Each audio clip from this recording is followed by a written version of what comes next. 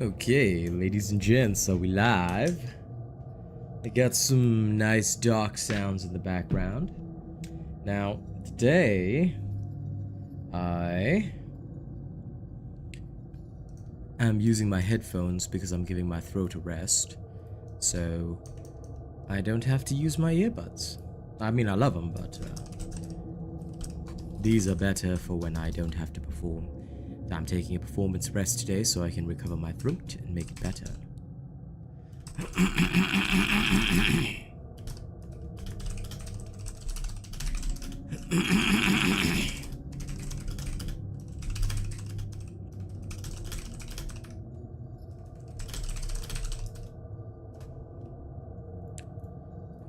Okay. Give me 1 second. I'm going to pull up my own stream. Just getting started. Come on. Work with me, phone. Hey, Mike. No problem at all, man. Enjoy. It's all good.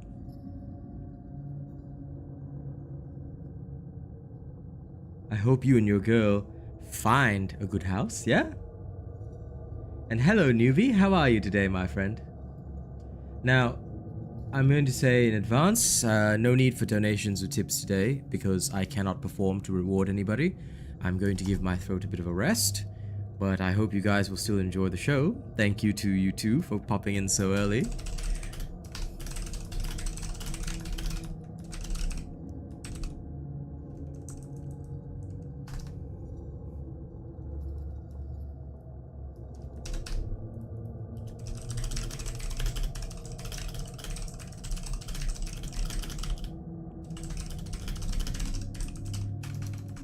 Okay, bada bing, bada boom. Now, there's 13 minutes of a hell tide left, but I don't think I'll have time to go in and clear that. That's okay though, I'll hit some nightmare dungeons. Good, I am doing good today. The only thing that I'm doing different is that I'm resting my throat a bit so that I can get back to the sea shanties and performances faster. I learned last time that if I overstrain, then I'm gonna be down and out for a few days. So now I'm like, okay, when I start to recognize the symptoms, I'm going to stop the performances, tell everybody don't donate or whatever. And then I'll just let people enjoy the show. And then once I'm feeling better, back at it again. So that is my plan for today. In the meantime, I'm going to entertain you guys and experiment with affixes and all that. Because today, my major goal, today, plain and simple, is to see what is the limit of the Necromancer. How far can I push this fella? And right now we're going to go into Crusaders Cathedral. So plain and simple on this one. We're going to go in and we're going to absolutely rip and tear.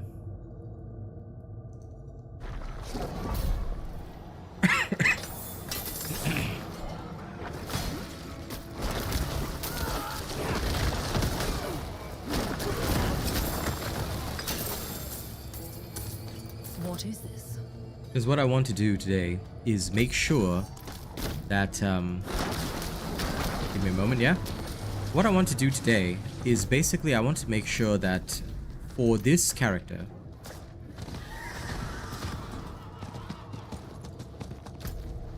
I love watching the horse jump. I don't know why, but it's adorable to me. But basically, I just want to make sure that for my Necromancer, what affixes are no good, what affixes are good, and which ones do we focus on, which ones do we ditch. So today I'm testing the affix limits. Also, don't forget to like the stream if you haven't already. Now, these are very important, especially in World Tier 4, because once you start dealing with a long list of affixes, right, you have to know which ones will absolutely shred you and which ones will not. So I'm testing the limits of those affixes, hopefully each one in isolation. As much as I can isolate it together with affixes that don't bother me. So right now I'm doing Avenger with no other real negative affixes. The enemies will be like 12 levels above me. You know, even with baseline damage reduction gear, is it enough? Can I survive? You know, that's the goal of today. And so far it's proving to work really well. So 2 quick shots and they're down.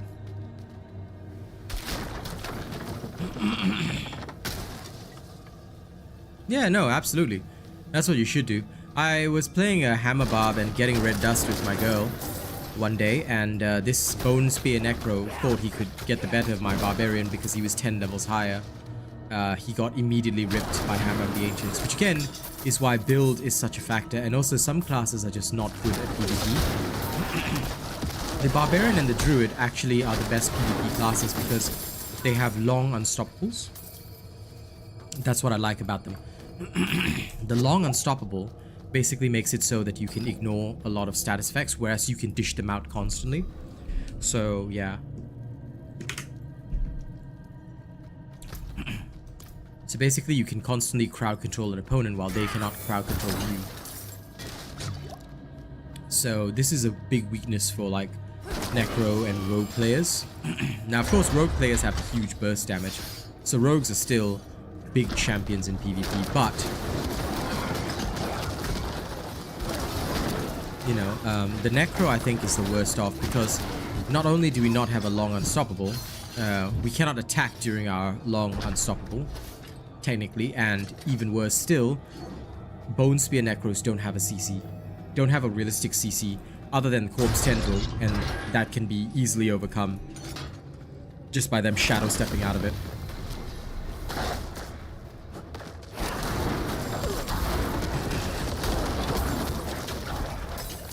Tell you, when it comes to PvP, CC is the king.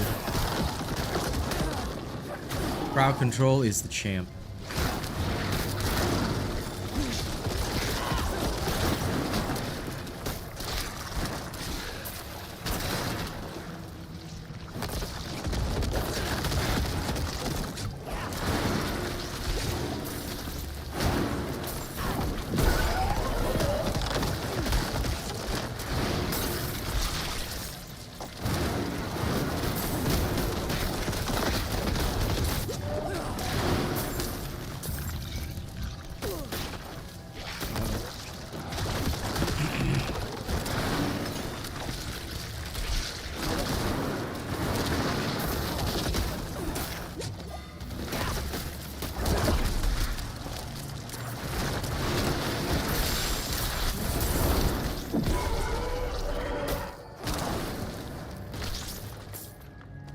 PvE it's not so bad, but PvP it can be a serious killer.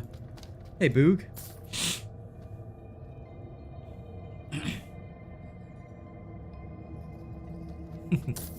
Nice. Congrats on your first PvP wipeout, eh?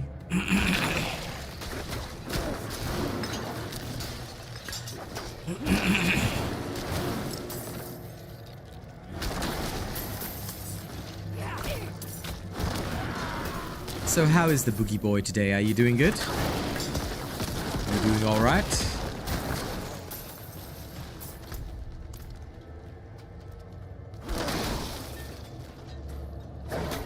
Suppressor. Okay, let's see.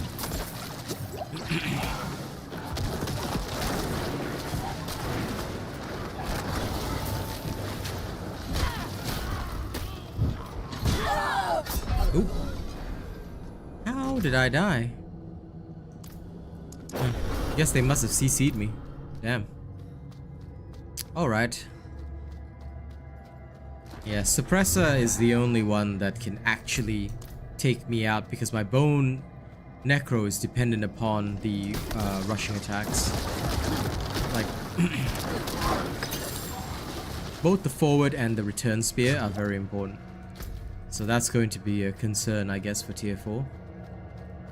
I'll have to learn not to rush in. I'll draw suppressors out instead. So that's a habit I need to actively break.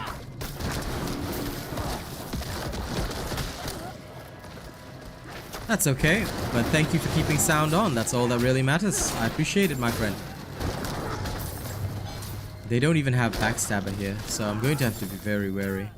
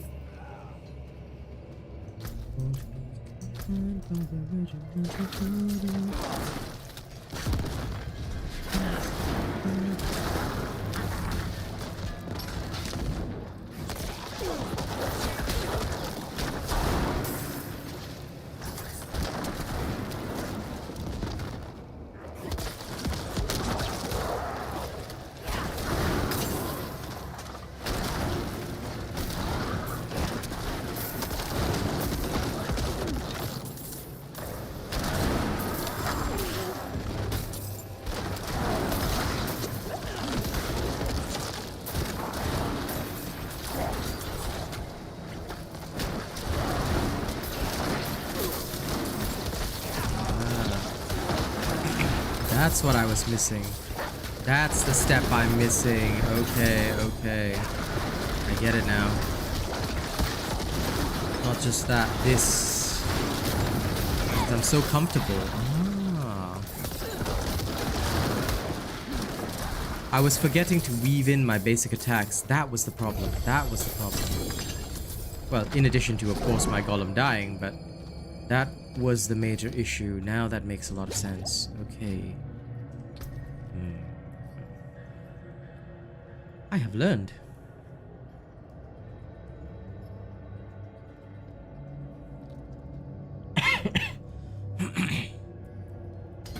Okay, this way down.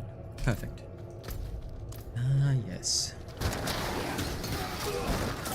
Because part of my basic, once I max it out, will give me the 20% damage reduction. I cannot forget to weave.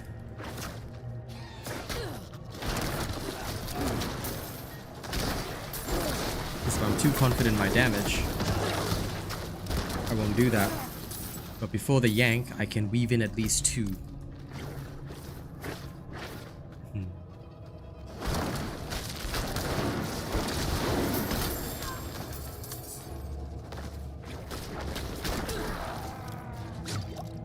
I see the rats showing the way.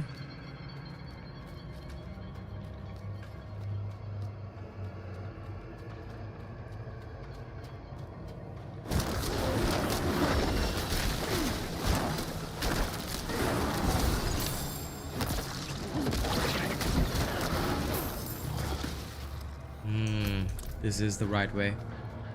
Okay. And yes, thank you to everybody keeping this sound on right from the start. It is always very pleasant to see. Thank you.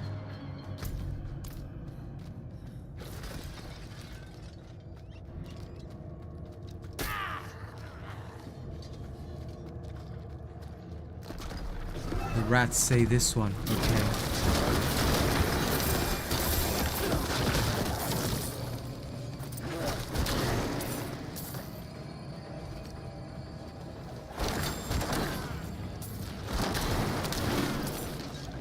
Shame my inventory's full. Back to town. Lovely to see all you people. Thank you.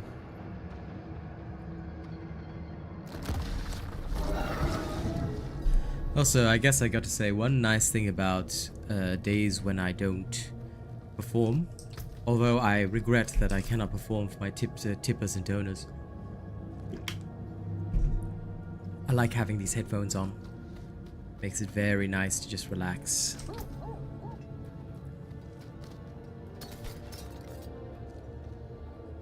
But I won't be confined by the regiment's orders.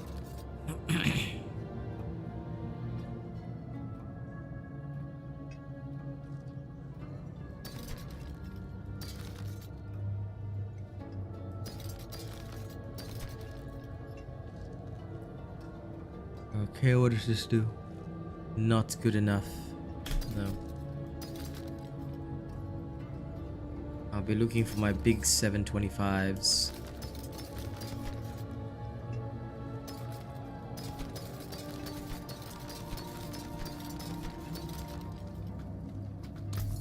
Always smart to buy surprise inventory. Let's go put this flawless skull in the jewelry before we carry on. Hello, hello, Zane. Good morning to you, my friend. I'm happy that you're here. Oh, unsocket. That's it. Time to put in a better skull. Today I'm just experimenting with things, you know. But I must regret to inform people that I cannot perform today. I'm resting the throat. But that's why I have these on.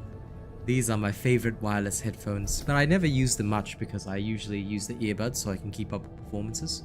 I decided to take my girl's advice and rest the throat today so I can come back stronger on another day. So I've also put up a message asking people not to donate a tip today.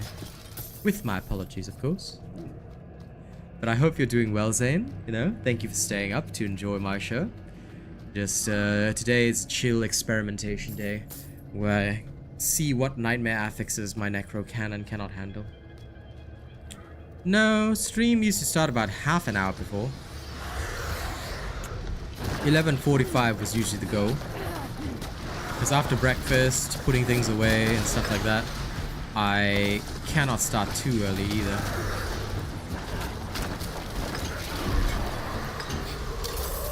I mean, tier 20 nightmare dungeons are literally nothing. But I need to master the affixes to really get the best out of it. Exploit Glyph XP. Back to town.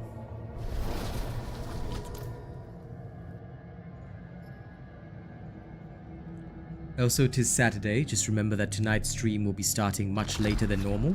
I start at around 11 PM my time on a Saturday because I go and spend time with family. But my Twitter will have a consistent update, so you guys will know my position, where I am. Now, if there's one store I like to always take a look at, jewelry store, because this one is crucial. If I can find good jewelry, I'm satisfied. If I cannot, then I am doubly sad. Sometimes you also find some gems amongst the armor store, but there's nothing here. Now, let's have a look. Ran slums, suppressor affix, we don't really want that. Nightmare portals.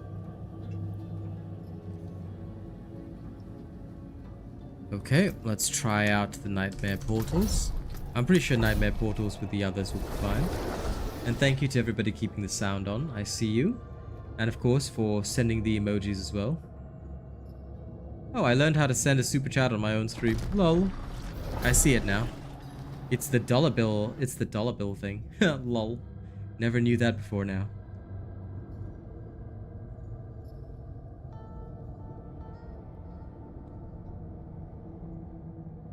No problem at all, DMO. Thank you for giving my content a chance. I'm really happy that you enjoyed it.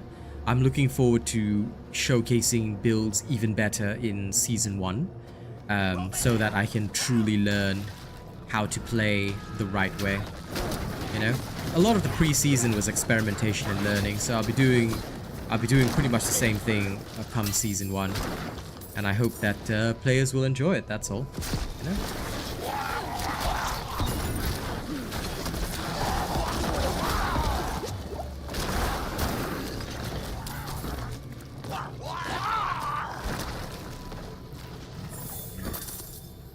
Yeah, stick around if you can.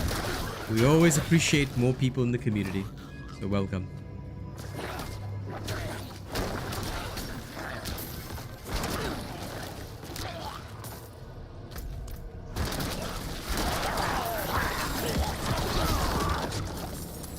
Okay, I can at least withstand one lunatic explosion.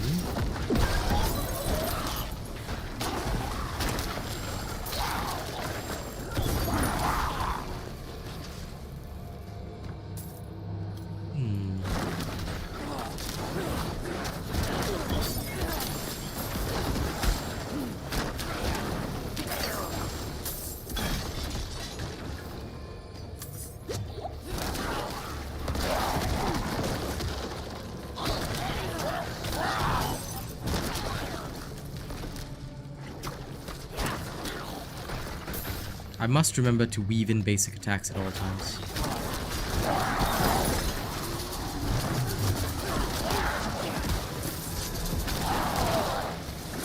That is the truly crucial key to success here.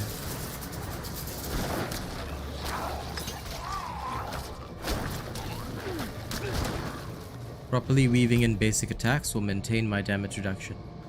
So I'm trying to break my habit of being overconfident with the Bone Spear because it's so strong that it's easy to forget that your damage reduction, the vast majority of it, is not based on your artillery.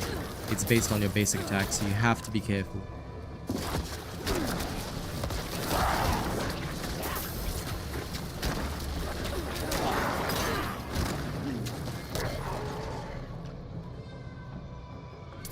Weave in the basics, make sure the buff icon is always up. Weave, weave, shoot. Weave, weave, shoot.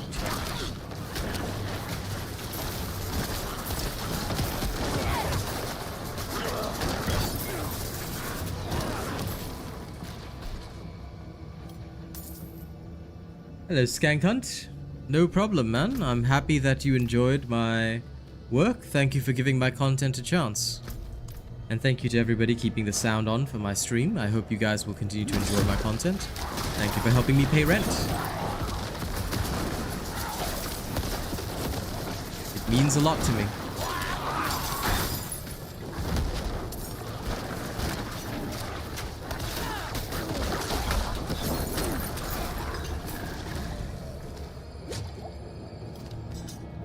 Okay, let's grab this. And now my Necro can quite literally speed run. My Necro is a marathon sprinter.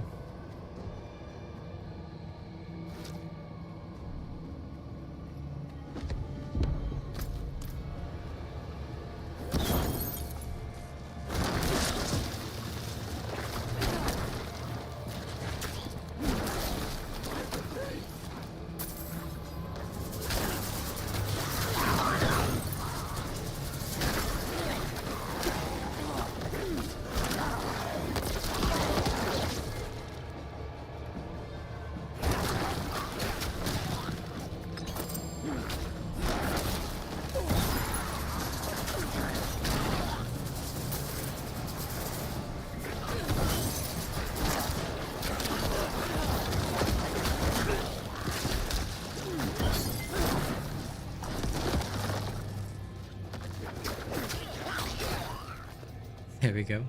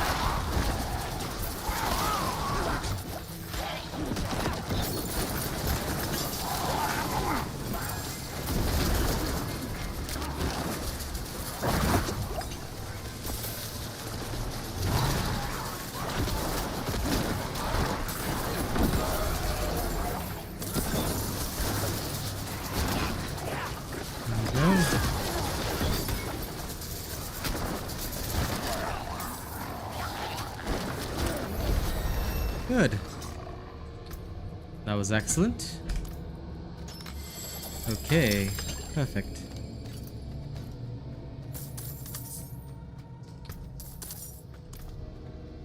Now this is going much better. Thank you all for liking the stream as well. It means a lot. Okay, so weaving in the basics is working. The extra 20% damage reduction is very crucial. Especially for this character fighting way above their level. I just need to keep that.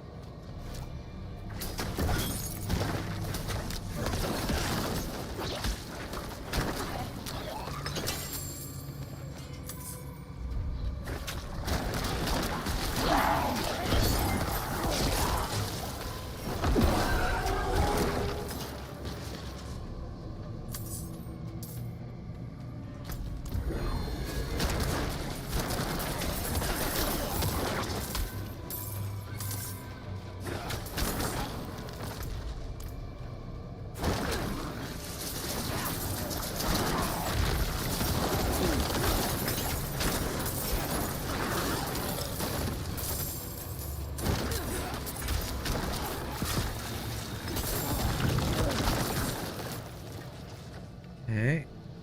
Yep.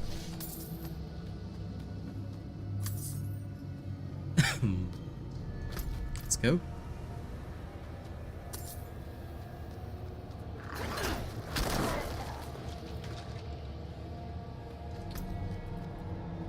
Toss out this amethyst. It's not worth much anyway.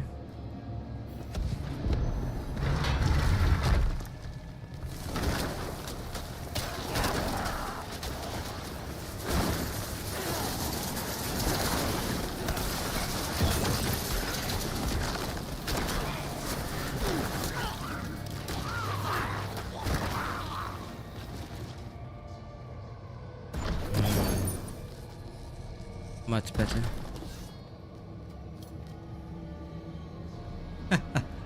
Welcome, Gerardo. I appreciate you stopping by. Thank you. Thank you. I'm doing good today. Just enjoying myself. If you don't want to miss streams, make sure you set the bell notification on YouTube. Set it to all for my channel. There's only 3 notifications per day at most anyway. So don't you worry. That way you'll never miss anything. But yeah, thank you for stopping in. I'm just experimenting with affixes today, while also pushing my character up into World Tier 4. I mean, they've already unlocked it, but I'm just being conservative. I want to test a few things.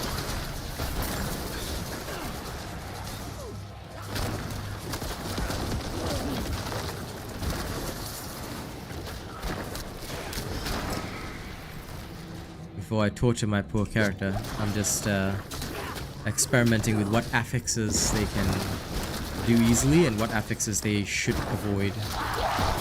Because for different characters, these kinds of things are different. Like, some characters will do better with some affixes, like it doesn't matter to them. Like, obviously, Suppressor is super easy for the Barbarian, because the Barbarian does not have a range attack. So Suppressor affixes are like a free kill. If you see Suppressor, then your Barbarian can just enjoy. Same with, well, to an extent, same with Druid, depending on your build. But for Necro, for example, Suppressor is probably the worst affix. And for Barbarian, Cold is nothing. They will just relax and destroy Cold affixes. But for Necro and Rogue, Cold affix is a death sentence. Same for Druid. Druid doesn't care.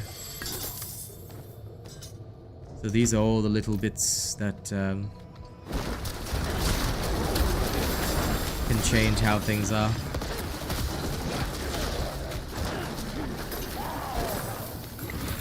That's why I'm making sure I master all of this.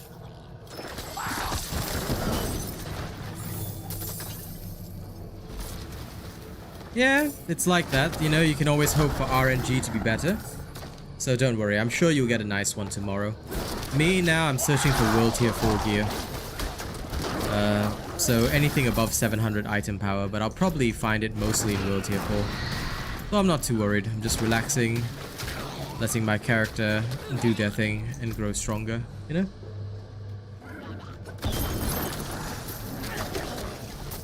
Hey, no problem. I'm happy to hear you enjoy that.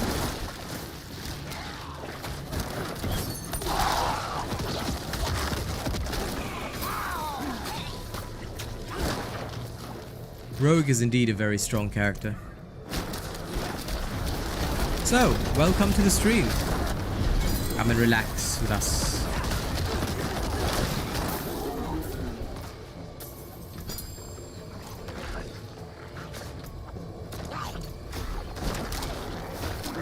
I'm pretty much doing the same.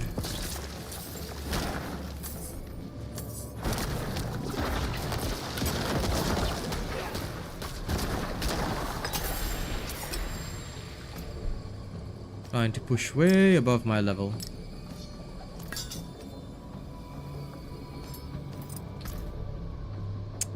Thank you and welcome to the Cool Bots. Regrettably, I cannot perform for you today, but I hope you still enjoy your time with us regardless.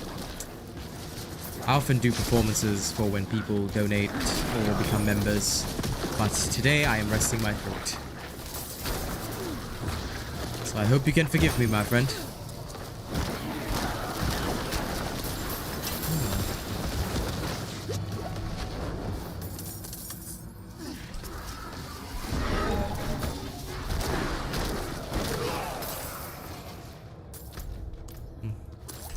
Back to town. Well, thank you regardless, my friend.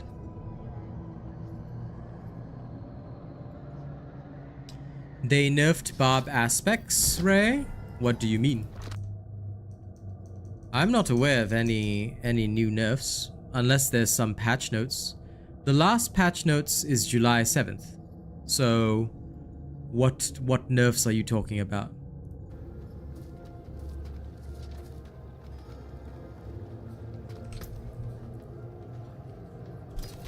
Can you provide a reference for said nerfs? Is there something somewhere showing these nerfs? Because there have been no nerfs since the initial ones, my friend. So you're going to have to clarify what you're talking about.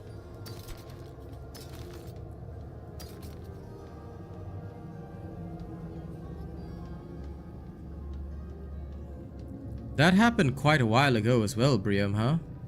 Nothing has been said over the past few days. Just tell me the patch number, because you cannot provide links in chat. But you tell me the patch number. You tell me the patch number ID, I'll pull it myself.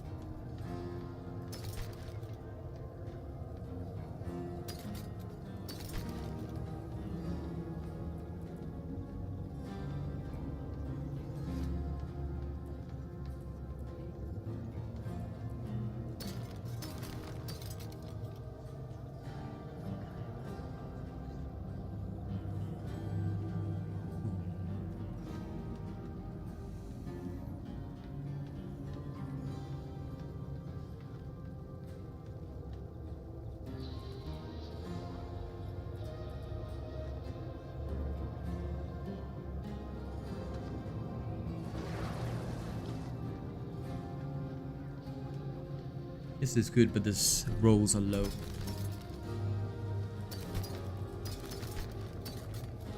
I don't want low rolls. Especially if it's imperfect. Okay. Good price.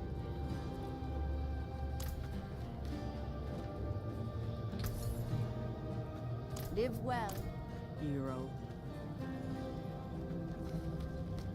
I hope he heard me, because if he's going to pull the patch, I'm not going to be able to see the link. You cannot send links on YouTube. So, Ray, if you get the chance, just tell me the patch number, yeah?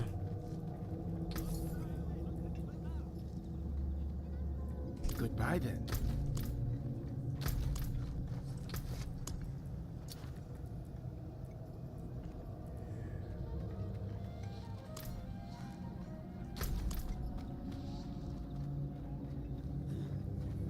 Ah, yes. You seek power.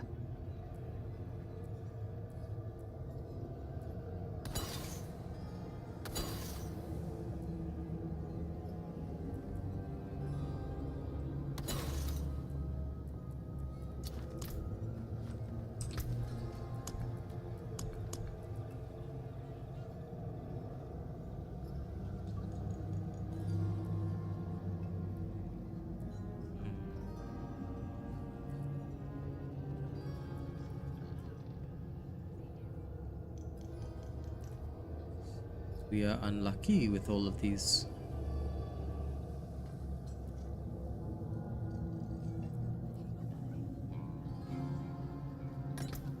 Electric lance. Let's try that. In the meantime, while I wait.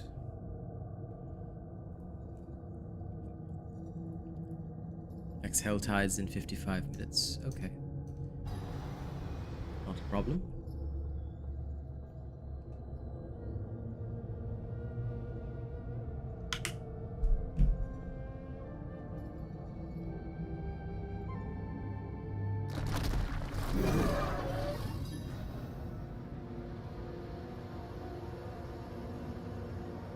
Okay, I'm just catching up with chat because my chat didn't update until now. Okay, you just logged in, haven't played and saw this.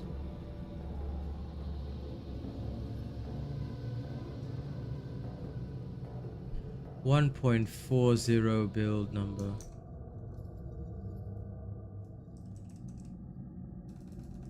Yeah, that was the... I remember this one. If I recall, this one was the one... Yeah, I think they just incorrectly fixed some aspects, dude.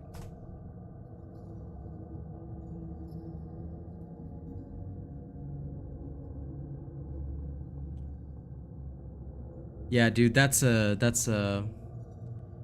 This one, like, they did not actually affect anything. This is the most recent patch, but as far as I can tell, it didn't affect anything at all.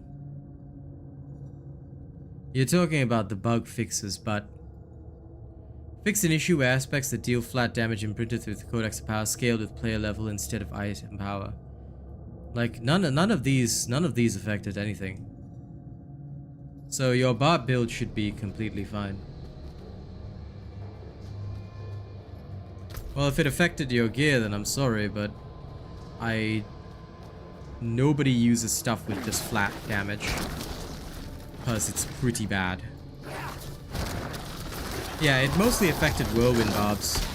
I don't think it affects any of the hammer barbs. Because none of the hammer barbs would have used any of that stuff.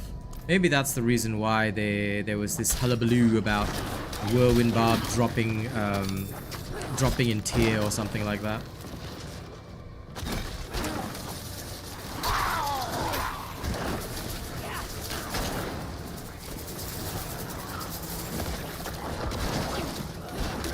Yeah, I never used any of that stuff.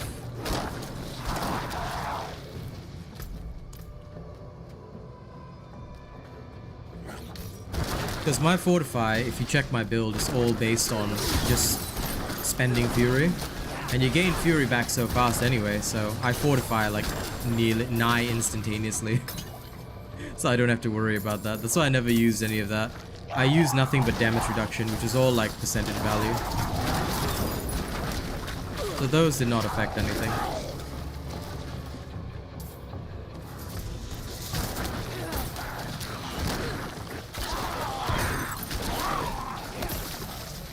For Season 1, I am 100% playing Necro first, because Necro has no requirements. Necro is the only character in the game, other than Sorcerer, but Sorcerer is a bit, you know, not that great. But Necro and Sorcerer are the only two characters that don't have any requirements at all. All other characters have at least one requirement or two. Necro has 0. And I guess you could say their only requirement, which is the splintering aspect, which is this one, which you put on your weapon, right? I put the one on the lowest value, but the splintering aspect can be found in a dungeon. So you can literally just go in, grab the dungeon, and you can slap the aspect on as long as you've got the baleful fragments. So for me, when I looked at the Necro, I was like, yep, this is the only one. That's the only one I need to play. Now, it will be slower leveling. I'm not going to lie. Season 1 is going to be very much slower than leveling and all. Okay? Because you are going to have to seek the aspects and get the baleful fragments and all that. And of course, find some worthwhile gear to actually put it on. Otherwise, you're going to struggle. But the Necro can function pretty much like that. In a vacuum, they can do it. So for Season 1, it'll be the Necro. You know, starting out completely baseline with nothing. And if Bone Spear doesn't work out for Season 1, then what I'll do is I'll straight up just put in... I'll just use the Blood Minion build that I had the first time round. Because that one also had no aspects and still did well.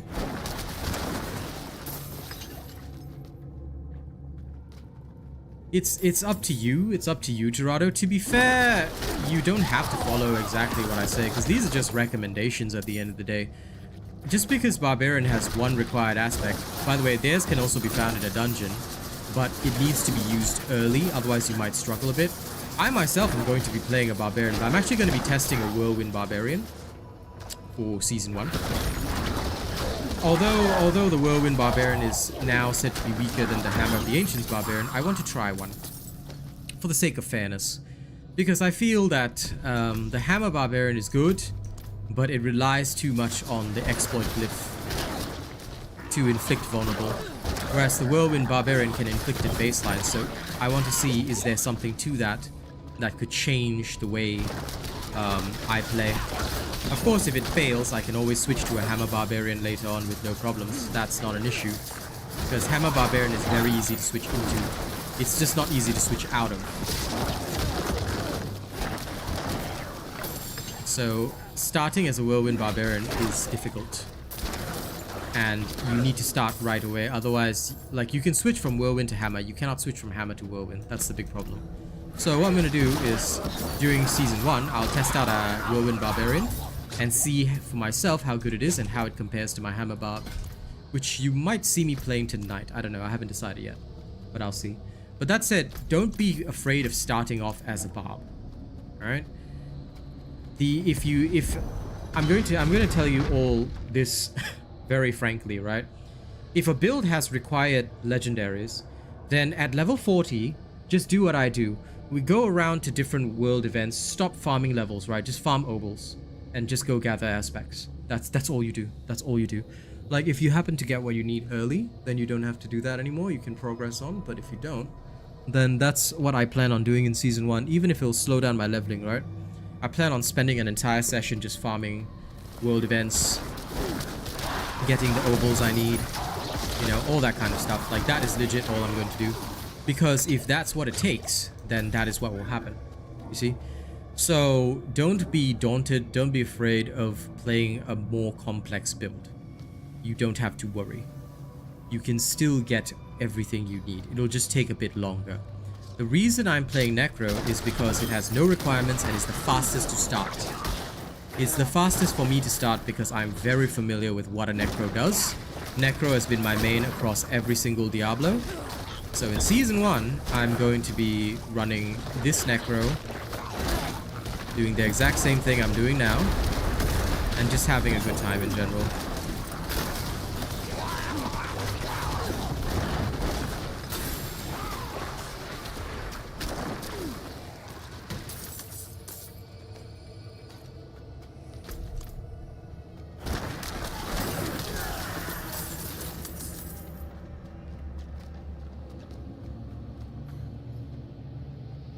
Yeah, no problem. Use and swap whatever you need, my friend. Just remember one thing. When it comes to crowd-controlled enemies, yeah? Be very wary because you cannot crowd-control bosses. So just be aware of that. I mean, you can, but it's over time. So just be a bit wary of that, yeah?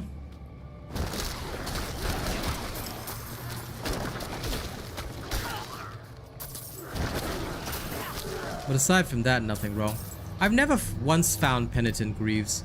If I got them, it'll be a big boost to my Necro, because my Necro has no CC.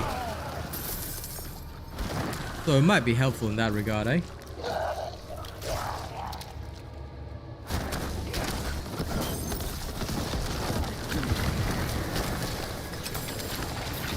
Yeah, I mean, adjust based on whatever you personally feel.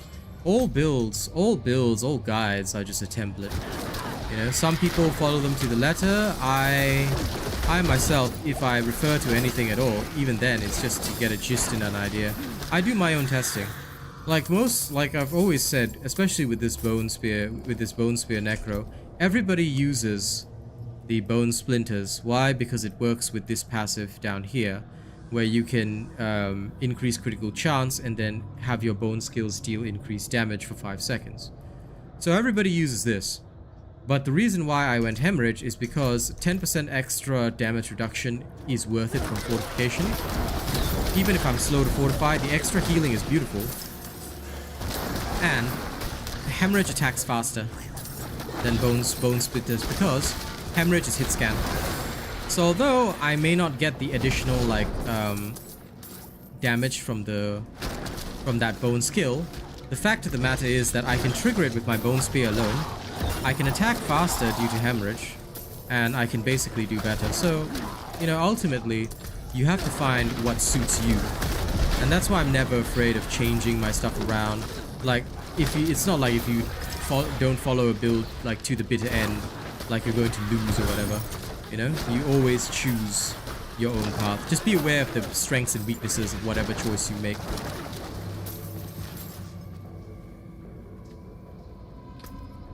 Oh, say that now, then start an alt and watch yourself find nothing.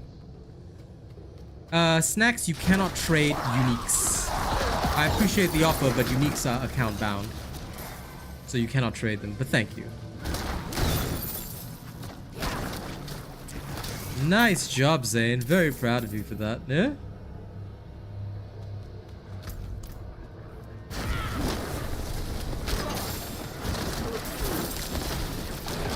My RNG luck is always bad. I never find good uniques. I only find the uniques that nobody needs. Mr. Fade are okay. They're fun on the rogue. Not really on any other character. But I have a feeling they'll be fun on the rogue and the Ice Shard Sorcerer. Just for the lulz.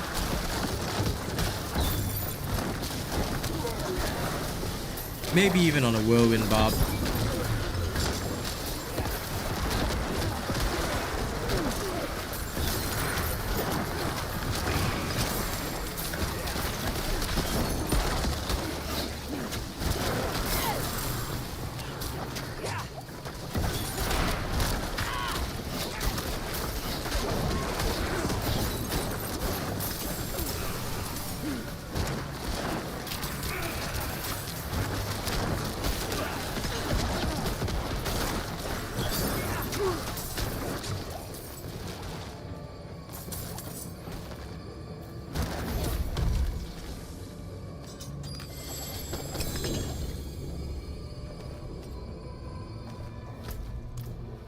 Okay. No problem, Zane. You have a good night. Thank you for hanging out. Alex, am I going to update a guide of my current Necro build? Yep. I will perform the easy and mid-game build today. Tomorrow, I'll showcase how I beat the capstone dungeon for World Tier 4 at level 53. Then the day after, I'll update the late-game build as well. So yeah, this will all be done.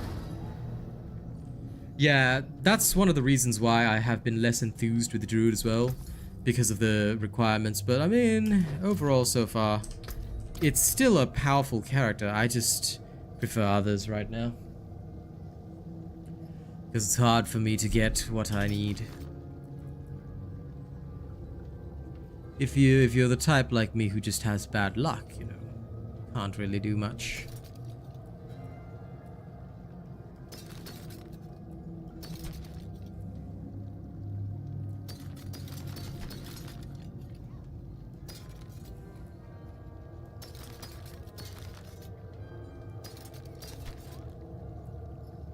Still reviewing every weapon and armor, just in case a god roll does pop up.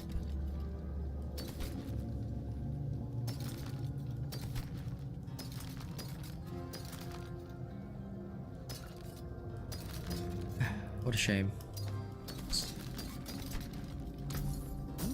Good price.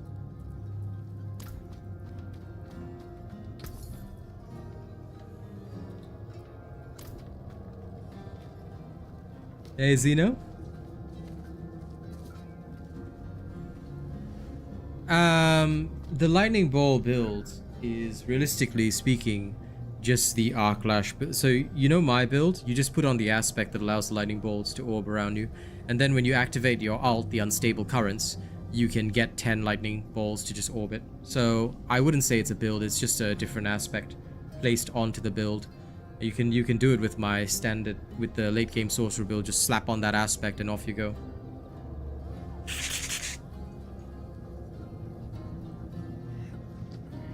Yeah, like I said, it's not a unique build, and it's more or less, I'm just going to say it up front, it's trash anyway. Because it reduces the damage of the lightning orbs, and you only have it active when you have your alt anyway. So you need the stable aspect plus that, and then in order to trigger, and you'd have to max out cooldown reductions to even get any utility out of it. It suffers from this same problem that the Arclash Sorcerer suffers. Anyway, so yeah, that is unfortunate. But it is how it is.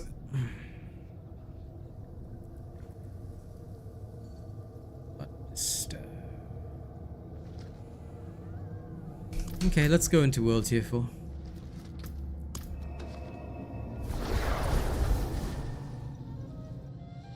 Plus, Rogues has a big weakness, Briamha. World tier 4, certain affixes, certain things will kill you because rogues don't have a long unstoppable. I mean, every character has weakness, you know? But, for me, World tier 4 was a major difference. And I realized that, and this is part of the struggle, I guess, you have to really know what is good, what is bad, what will kill you, what won't kill you, you know? So it becomes very annoying at times. Alright, World Tier 4, level 62. Let's go kill level 75 enemies with my Bone Necro. And thank you to everybody for keeping the sound on, alright? I appreciate it tremendously. Out of my way, random sorcerer. No time for you. Thank you for keeping the sound on and for supporting my stream. Thank you to all the newcomers for giving my content a chance as well, yeah? So I hope you all enjoy what I do. And thank you to those who like the stream as well. Helps with the algorithm. Hello, buddy. Doing good. Just bumming around World Tier 4 now. Since I'm more or less ready for it. I'm also testing my limits with this thing. So every enemy here is going to be way above my level, which is okay. That's what we want. So I'm actually going to have to play seriously, I suppose.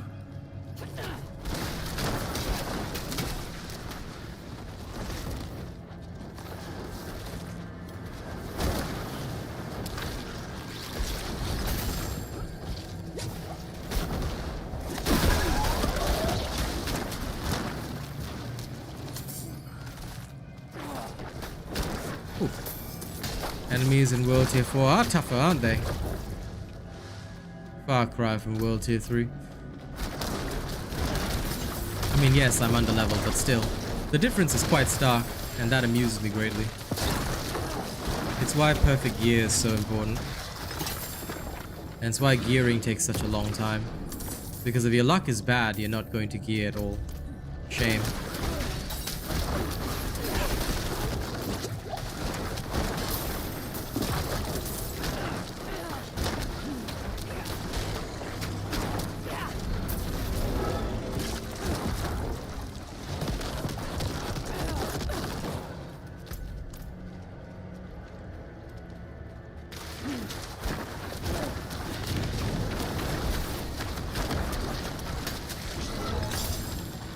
Goodbye, my poor minion.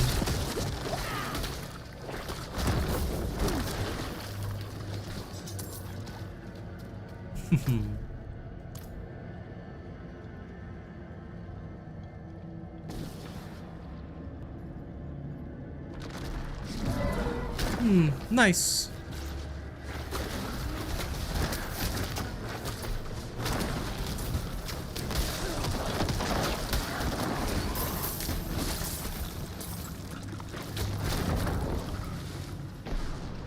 Like I said, there are many viable builds out there.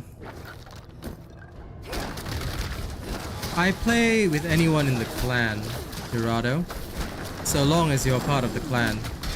But again, it depends on... I pick and choose. Those people who are around a lot, who are always supporting me, those are the people that I play with the most. But anyone can join the clan. That's the important part. So make sure you're part of the clan. Make sure you're always around the community. The more you hang around and support my content, the more that I'm likely to invite. Because at the end of the day, right, as long as someone's similar in level to me, I don't mind. They can always come along. But for testing purposes, because I'm always, as a content creator, I'm always testing builds, right?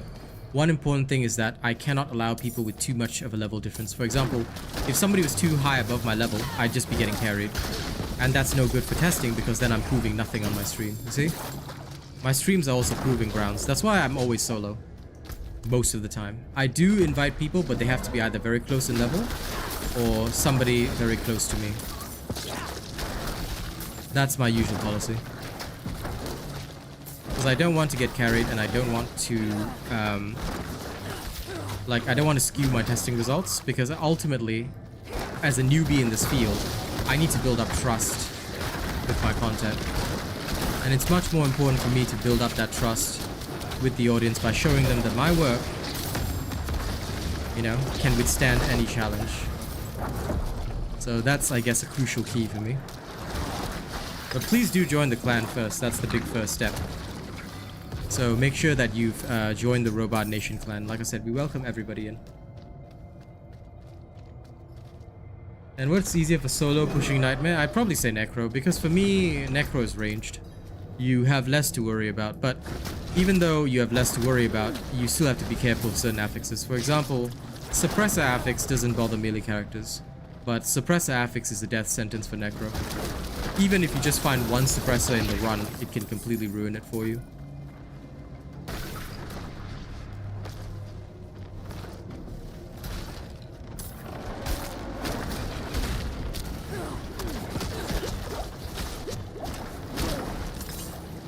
You know, at the end of the day, Badir, I know you like to watch a lot of these other videos of people showcasing these things, but what I'm going to tell you straight up is that, and this is why I hope you understand this, but I really hate it when people say, this build is great, that build is great.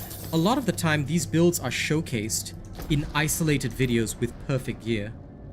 That's the problem. That's why I don't like people showcasing only endgame. I want these people to play from level 1. I don't care if they're doing 34 Nightmare dungeons ahead. This is a big problem because they're already endgame. They may already have farmed the perfect gear and you don't know how many hours they put into farming that gear. This is the issue. This is what I don't like. Because if they did not play it on stream from level 1 to 100, how can you trust their work? How can you trust that, you know, this is perfect? Because they could have played a completely different build up to level 100, farmed the perfect gear. And again, this is the exact issue with the bulwark spam and things like that. I have a very different style of content creation. I like to make sure that if I do something, it works all the way through, you see? So while a lot of stuff may work at level 100 with perfect gear after you farmed it, how easy is the farming process? How difficult is the farming process? This is something that I've also encountered with other games, which is why I don't really like it when people talk about other builds and stuff like that. Because look, use whatever you want. But at the end of the day, unless you can prove to me that from level 1, starting at completely 0, that this build is a godlike build, don't even bring it to my attention. Because at the end of the day, is it going to help somebody who's just starting the game, or is it something only at level 100, you see? This is the problem. And this is something I want to avoid on my channel. Exactly why I hate it. So I ask kindly that if you're going to refer to a build, then that person must play from level 1 to 100 with only that build and nothing else. If they can do that, then I'll say that their build works. But if they cannot do that, you know, then it's not good. And of course, like I said, I know and I understand where you're coming from, buddy. I understand that these builds work at level 100. But this is the problem I have with content creation. At level 100 with perfect gear, everything works. You see what I'm saying? You have all your aspects, all your materials, everything. But what is the biggest problem for the individual? The individual's biggest problem is farming and getting to that level. And especially if a person doesn't have a lot of playtime, how can they, with the playtime that they have, maximize their results? You see, that's what I aim to do as a content creator. I aim to solve that problem. That's why I don't want to showcase things only at perfect levels. I play these builds live on stream and I adjust as I go along so that when a person follows my work, they are able to follow along perfectly, you see? That's kind of the thing. Well, I don't know what tier they do. I don't ever watch any other YouTubers. But again, I urge caution because for me as a content creator, I'm very different. I cannot showcase to you guys, and this is something I've done in other games as well. I will never showcase something that's absolutely perfect because if it only works when it's perfect, then it doesn't work at all in my opinion. This is the issue. You know, I'm happy that, you know, people showcase a lot of different builds, but I ask kindly that the way that I run this channel, I want only proper results discussed, meaning you've played from 1 to 100 with the same build. If it cannot play from 1 to 100 with the same build, and if it's something that only works at 100, that's not a build in my opinion. That's a trick. That's a trick that works at level 100, which is cool, you know, but you have to be at level 100. That's the minimum requirement, see? I cannot do that on my channel. I want to bring people accurate results. This is the difference. This is why you see me play these builds live, and I will level 1 to 100 before I even talk about the build. Because if I did not level in the early and mid game with the build, and if I do switch over build midway, I have to explain why. Why did I do this switch? Why did I make a difference? Why did I make the change? Because again, all of this affects players. This is the difference. This is the difference. I don't want to be one of those guys that say, this is an OP build, busted, showcase this, and then it doesn't tell you the process from 1 to 100. There's no backup results. I want to see these people play their bulwark spam level 1 to 100. Prove it to me. You can't do that, don't talk to me. You see? That's my style. And again, a lot of people dislike me for it. I don't care if they do or don't. Whether they like me or dislike me is irrelevant. I only care about accuracy. And that is the way of the Robot Nation. We only give a damn about accuracy. That is the key, because if you cannot be perfectly accurate at all times, then are you really helping your audience? You see, my goal is to help my audience in the most perfect way possible. Of course, it's a goal that I will never reach, but yeah.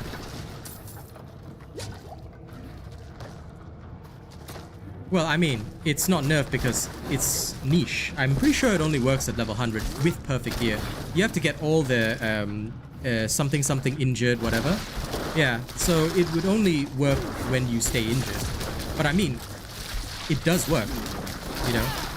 The video itself is proof that it works, so I don't deny that it works. It's just that, you know, it's situational, and you do have to be prepared for it, is what I would say. Yeah, Briomha definitely gets it. It's why my content creation style is not always popular, but for me, I feel it is the best for people to follow, because with perfect gear, with ideal stuff, anybody can do anything. But how do you get your baseline going? How do you start the entire process? How do you get to the level where you can do all these things? You know, it takes hours of farming. It takes hours of farming. You store gear, you find gear, you know, and that's what these people like to do, and that's okay. You know, I respect that. You know, they deserve to enjoy that because they've spent hours farming. But what I don't like is when they pretend it's something easy that people could follow. No. My goal is not to address that. My goal is to address the 1 to 100 process. And then, from there, people can build whatever they want. If they want to switch off to another build, you know, I welcome them to it. Please, by all means, you know. Play something that you find fun. You don't have to be constrained by what I put out. But I will never pretend that, you know, something that I do only at endgame is what somebody should be doing at level 1. So that's why my videos go 1 to 50, then late game, which is World Tier 3, then end game, World Tier 4. You have to go through the testing process. It took me a while to get established with this, but in Season 1, this is going to be my core process, and to make sure that I deliver accurate results. Regardless of what other people play or do or whatever, you know, if people want to go into PvP at level 100 with their broken builds, then absolutely, go right ahead, I don't care. But, you know, my goal is to show the right process.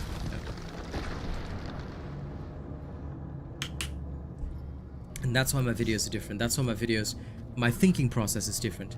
I say to myself, how can I make something with the lowest possible requirement? And when I can make something with the lowest possible requirement, then that is ideal.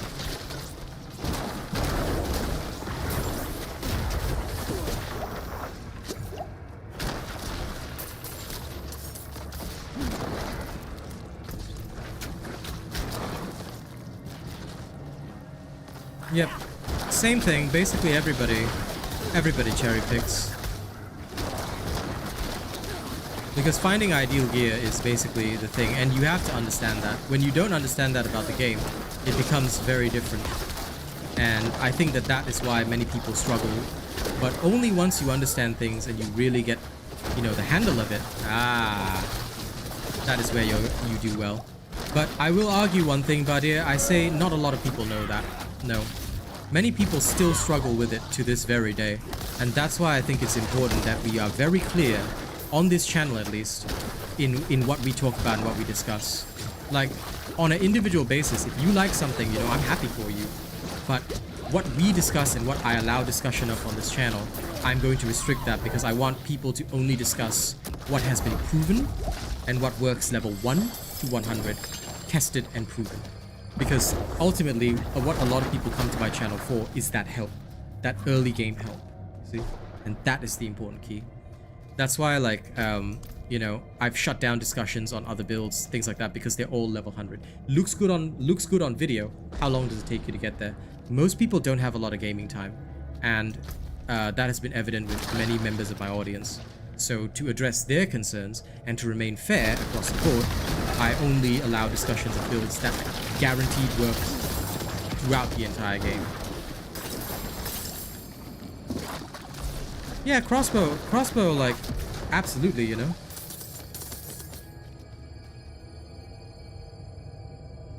Yeah, as long as they do that, then I'm totally fine with that, man. Like I said, as long as they show it, that's okay.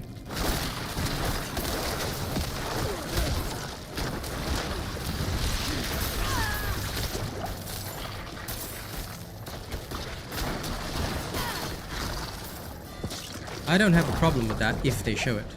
But what I'm just saying is that be cautious about what is discussed. And of course, if you prefer to watch and interact with others and watch their content, then you're welcome to do so. You don't have to be here. I'm just saying that if you're here, you know, what we discuss is what we should prove. Okay, so I hope you understand that. I'm not trying to argue with you. I'm just saying, yes, many builds work. I'm sure these creators showcase if they did, alright? But at the same time, you know, there are many in the industry. That's great. Let them prove their work. But here on this channel, I only want to discuss what I know works. And of course, by that same token, I like to hear these ideas, but I don't want them promoted. Because ultimately, you know, if you're at some streamer's channel, you should only be talking about that streamer and what they do and stuff like that. So it's just also an element of politeness. But just be careful with what is said, because I just want to make sure that people get the most accurate information at all times. And I'm happy that many people do different builds and things like that. Variety is the spice of life. I've got no problems with that. Okay. There we go. Sorry, just accepting a friend request on Discord.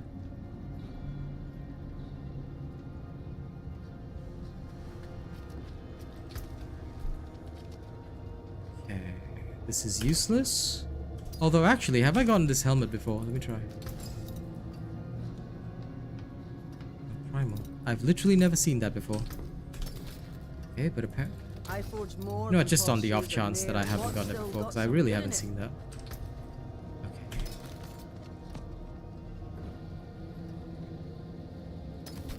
Nope. Nope.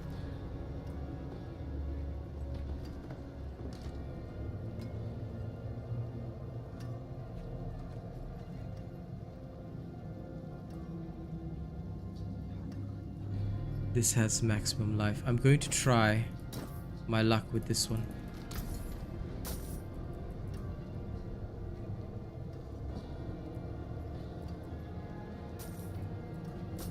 I'm going to try my luck with that one. If I can roll just straight damage resistance, I'll be very happy.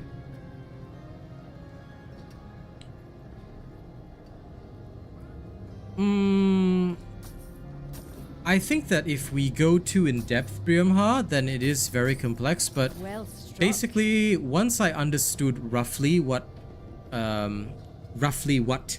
the idea behind it was, I was like, okay, so I know in general that this bucket does like a multiplication effect. Then I'll just say, okay, so I need that's why, like, a lot of my builds I just focus on, does this build have an ability to inflict vulnerable, and does this build have high, you know, like good enough crit rate? Because these two are the most important multiplicative buckets. Of course, there are a lot of other buckets and things like that that you have to be aware of, but by having these two as the baseline idea in my head when I'm working on these builds, it makes it a lot easier for me, because I was like, okay, so I understand that this works under these set circumstances.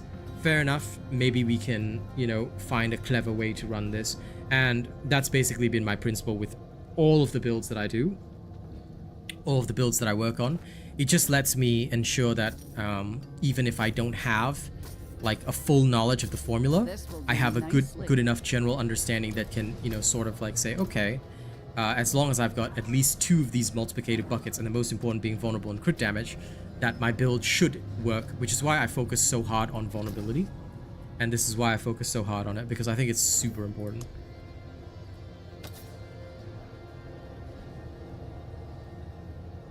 Diablo tends to be complex in that regard because they know that they can afford to overcomplicate it.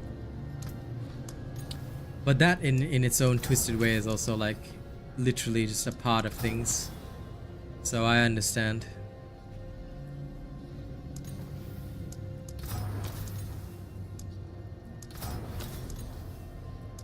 Just gonna see how long will it take me to roll. Just straight damage reduction. Wow, 6.1 total armor, eh? Okay. Oh, there's that. Let me go upgrade it. I'll find something better eventually though. Hello, Rhythm. I'm gonna try and upgrade this and see if I can push it higher.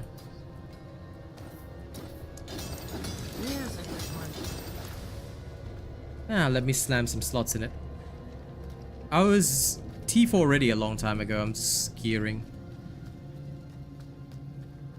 Because I'm just being thorough in my testing. As I always say, everything that I do is to be thorough in my testing. Do I have one of those armor aspects that I can just slap on this? Should have one. There should be one somewhere. Ah, there it is. Slapped. Okay, that works.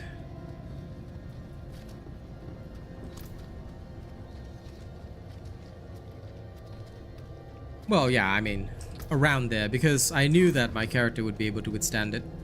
Because the level difference would be about 14, 15 levels, so it wasn't like a big deal. So at that point I was like, okay, I can do it.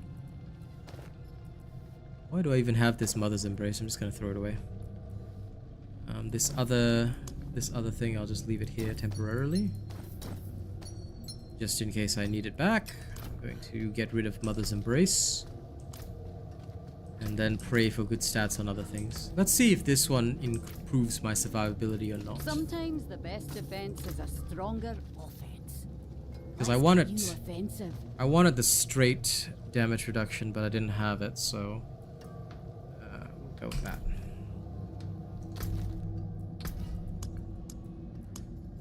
Don't know who Hoondog is, but I'll approve that.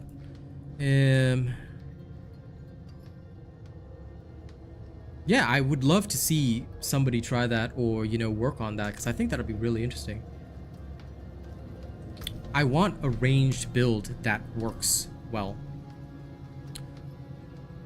But I haven't figured out a way that it would do decently. At least on, you know what, I've always been scared of the Lightning Storm, but maybe on the Necromancer. Let's try it. Because I don't want resource burn. Like the number of different things right now that, you know, you cannot do, can do, cannot do is annoying in T4, and that's why I'm testing affixes.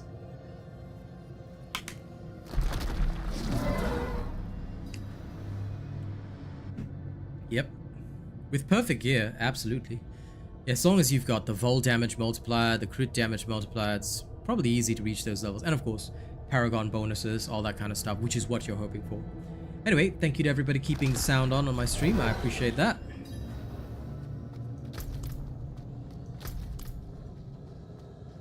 I've absolutely seen that. I mean, people have crit.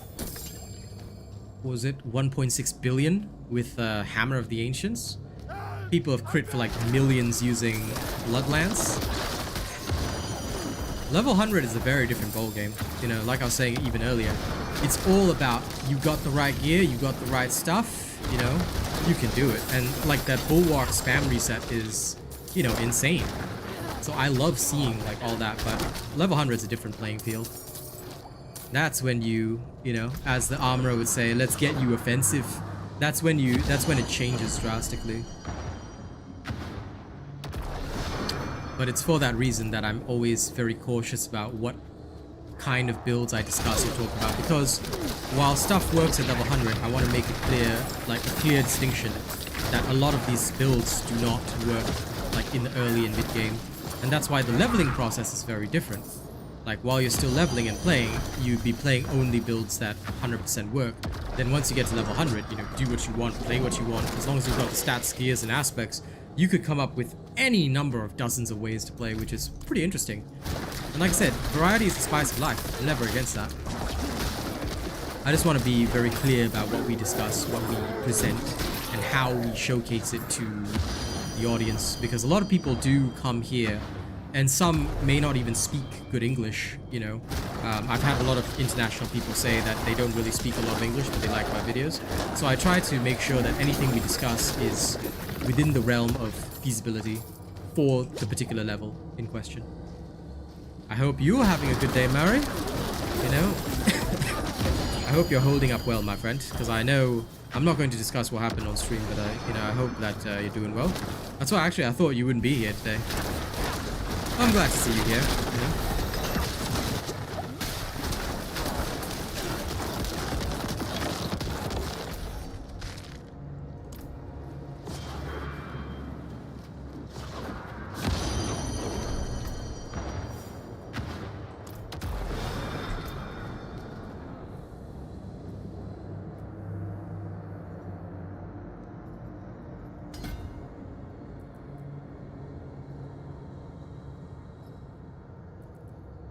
Do I need that little bit of willpower? Apparently the answer is yes.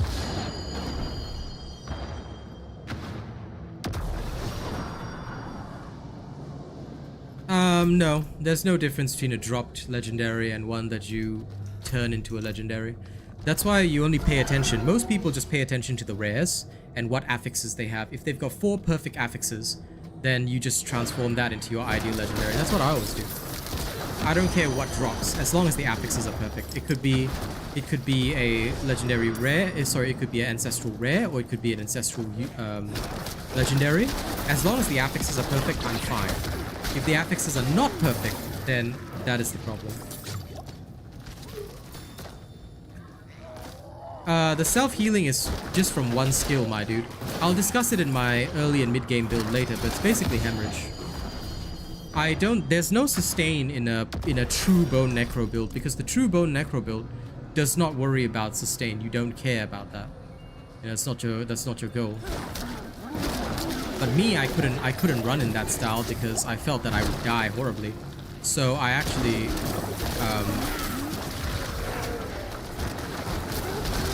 modified it, sorry. And when I modified it to make use of hemorrhage, that's what made me tanky, as you see, because by properly modifying it, I was able to survive.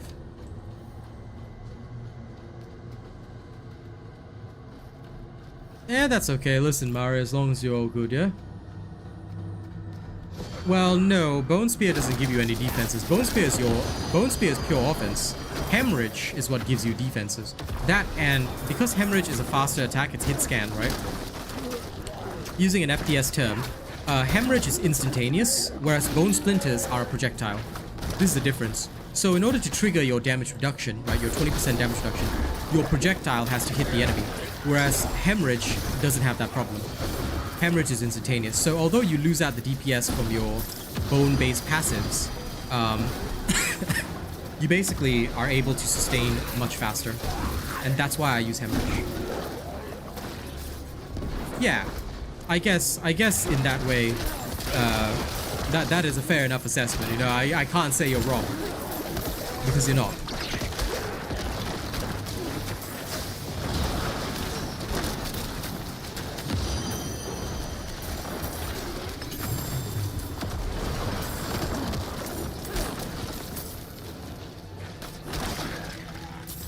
You are not wrong.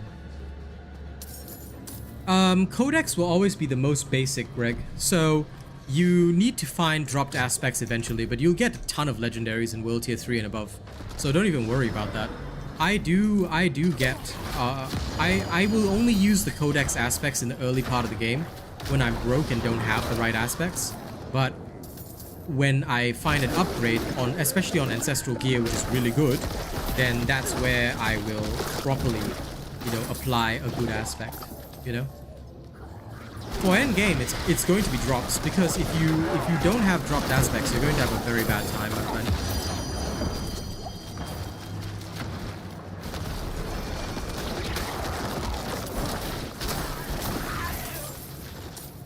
You know what? I'm starting to not fear Suppressor anymore.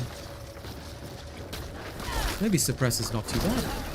Maybe I'd rather take Suppressor than something else. Okay, I'm learning. Again, this is why the testing is so crucial, because you learn as you go.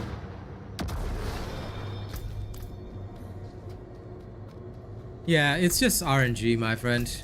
There's no way to overcome RNG. RNG is the terrible one. Oh, I've got exposed flesh. I think it's somewhere around here. No, I can't remember where it is. It's either in my stash or it's on my character right now, but I do have it. I'm just not using it yet. Because I am preferring the attack speed for now, because it ties directly to maintaining that 20% damage reduction, which I never want to let go of.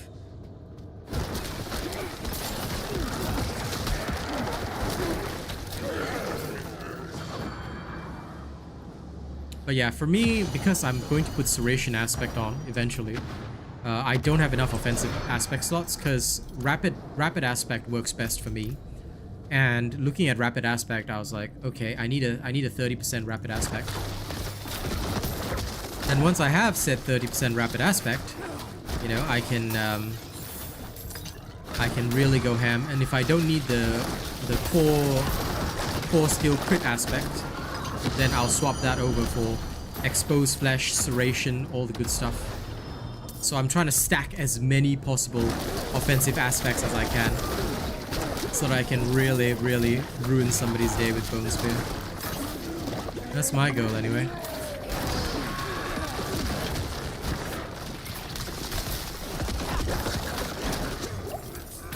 Because I just like Edge Masters. I think Edge Masters does really well.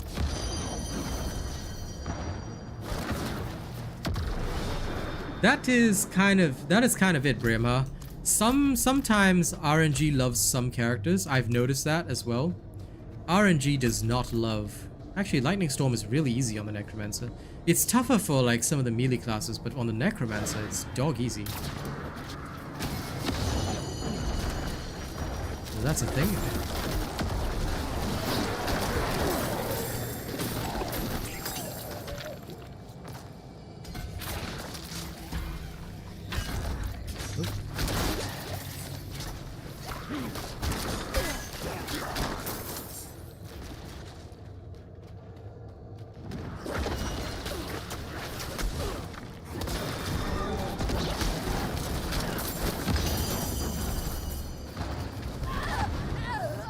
Oh.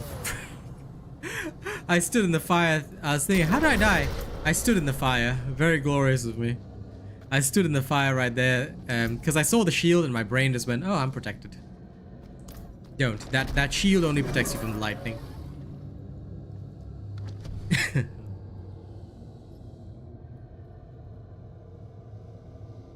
Yeah, you have to redo Renown because hardcore is completely separate from softcore. You're on a totally different server, FYI. So what you do in hardcore only works in hardcore. What you do in softcore only works in softcore.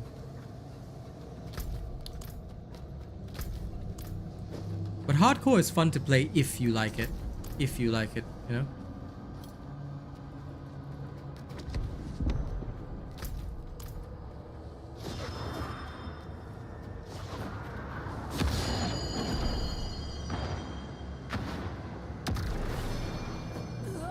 Look at the number of active viewers. Thank you guys very much for keeping the stream on. I appreciate it tremendously.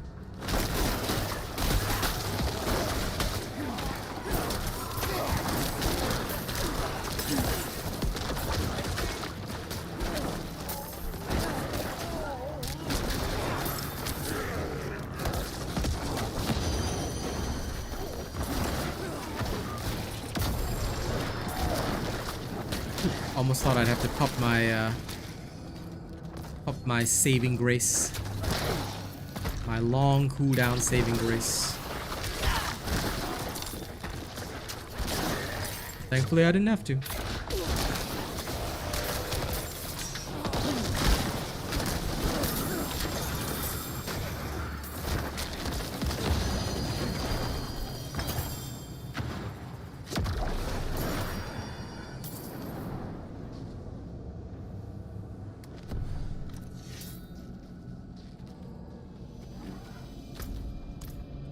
Dang, why is your rogue so lucky? That is some skewed luck, buddy.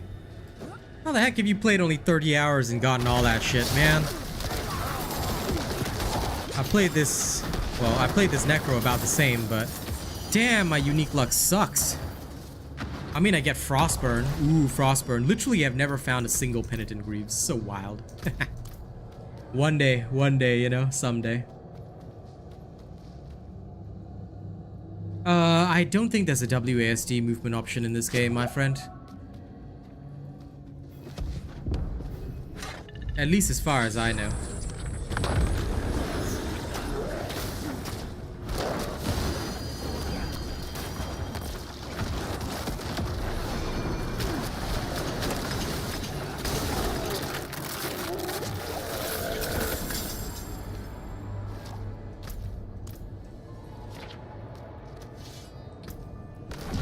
I was gonna exit, but then I realized I almost didn't get my stuff yet. No. Very bad idea.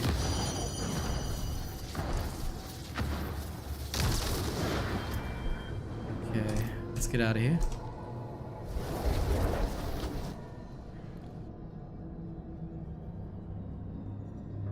Lucky you, my friend. I think some people are just luckier than others with this patch that has bugged uniques.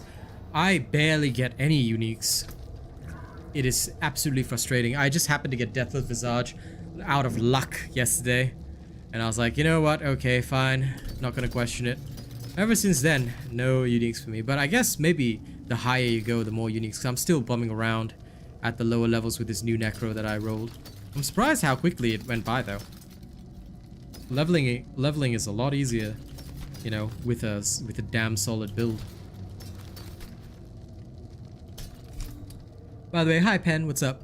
Something for the cold and dark.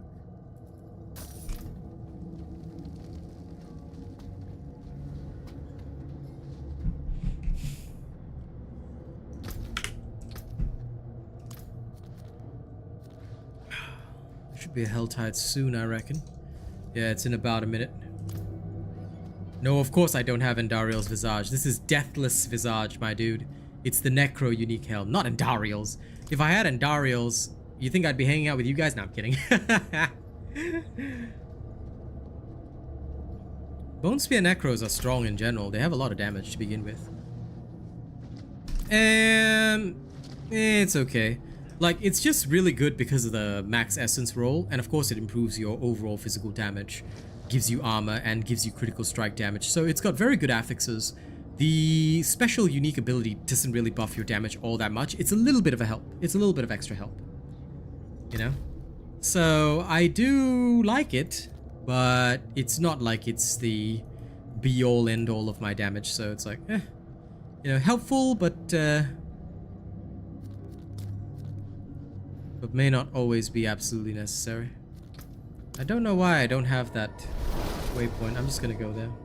Yeah, Endariel Visage is one of the super unique ones.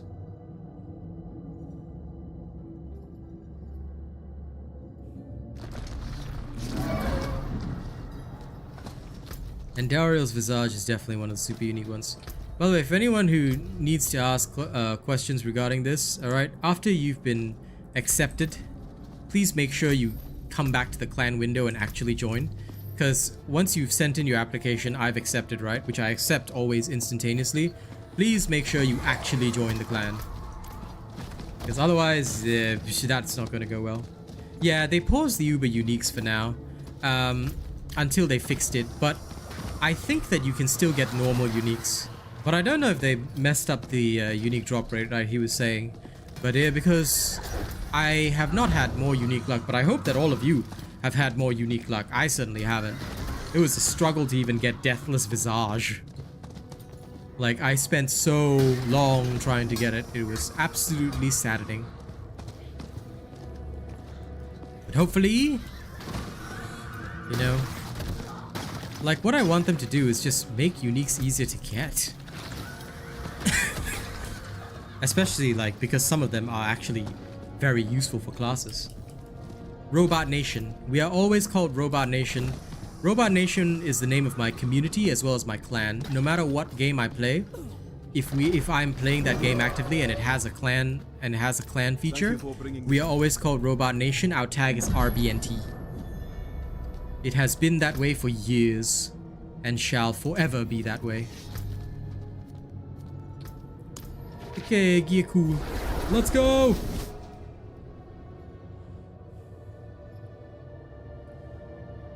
The thing is, rogues' uniques are unfortunately trash.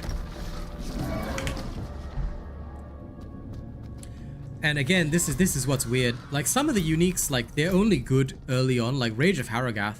It's decent early on, but its ability, as far as I remember, is bugged. And more importantly than that, its affixes are shit compared to like actual armor that you can structure. What's new in the shop that requires a bloody look? I hate this shop sometimes. Oh wow, it's trash. I hate this. I hate their paid skins. Well, most of the characters, they need to do better.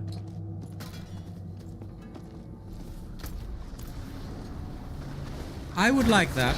I would 100% like that.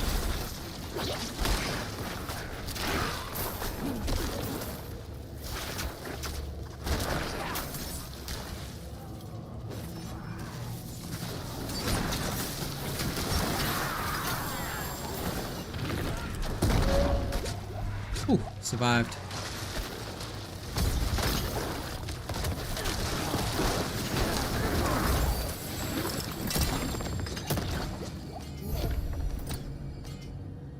Oh crap, do I have too many obols?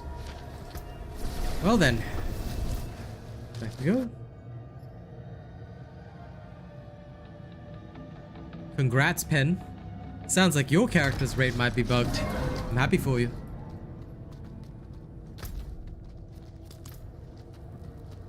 Levels, my Necro 63, max. Mix. Sorry, thought you were max. Yeah, I'm just level 63. Nothing fantastic or special. Now, since I've got nothing important to gamble for now, where are my offhands? Where are my offhands? Either that or amulets. You know what? Ammies! Ammies! Are you sure? Fortune awaits. Okay. Shit. This one will be extracted. It's very good. Thank you. No. Ah, this one is due for extraction.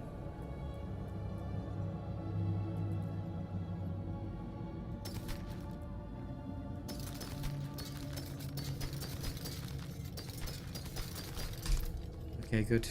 Those two shall be extracted. The rest I will remove.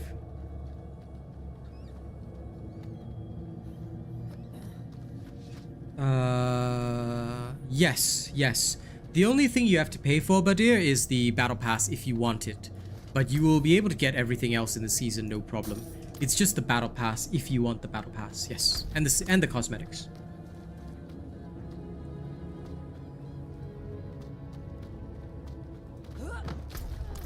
That is how it is, Briamha. That is how it is, my friend.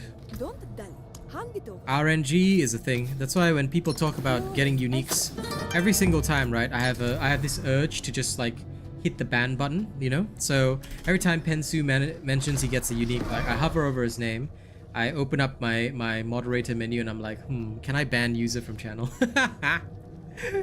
I'm so jelly. I don't know what the hearts will be anyway, but let's wait and see. Now keep in mind that I never look at data mined information. The only thing I look at are official publications. So if something is in there that might benefit my character, I'll probably assess it when the season comes in. But I'm looking forward to checking them out.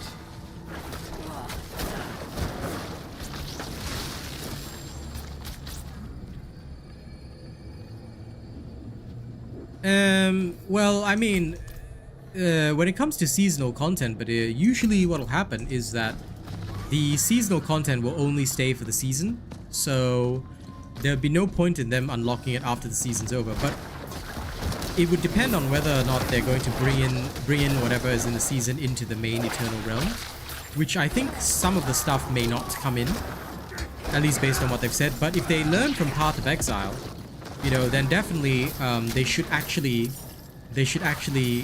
bring in, like, for example, stuff that is really good during the season or that players really enjoy. They should bring it to the Eternal Realm as an addition, and I think that'll be pretty fun. Like after the season ends, of course. But yeah, that was what Path of Exile did, and it created some very interesting features for their game. So I can kind of get behind that, and I think it'll be a good lesson for Blizzard to learn, since they actually learned quite a bit from Path of Exile, especially in terms of like how they manage their seasons and stuff.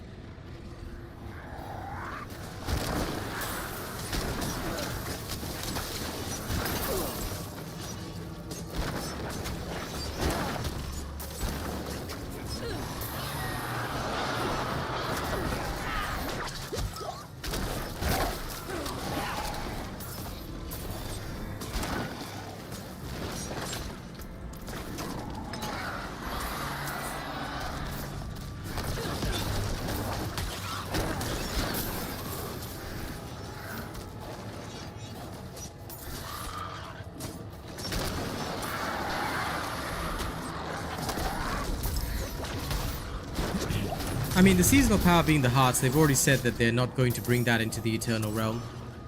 So the Season 1 stuff will only be for Season 1. But I'm hoping that they add the features for future seasons, is what I'm saying. So like, if one of the seasons is like really good, then definitely they should add that feature into Eternal Realm. But so far they've, well, unless they make a drastic change, they've confirmed that the,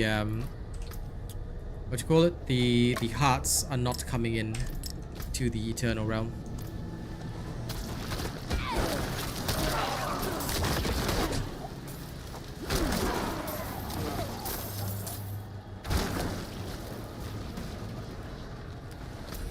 Yeah, I think it'd be interesting to see what kind of powers they have. So I'm looking forward to checking out the hearts and how they're going to change builds. Like, I want something to supplement my Necro survivability. That way I can just, you know, go extra ham, and I would just drop Hemorrhage for like full bone power.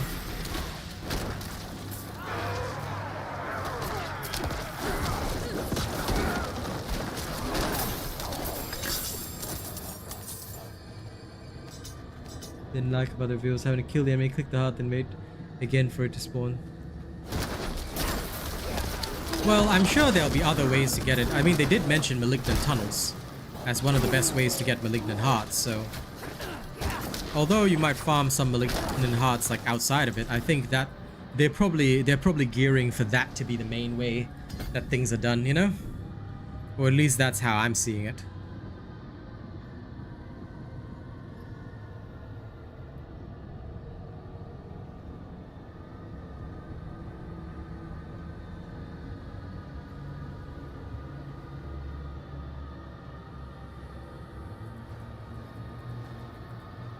I'm trying to think of like how to get only the relevant stats that I want. How best to structure this shenanigans.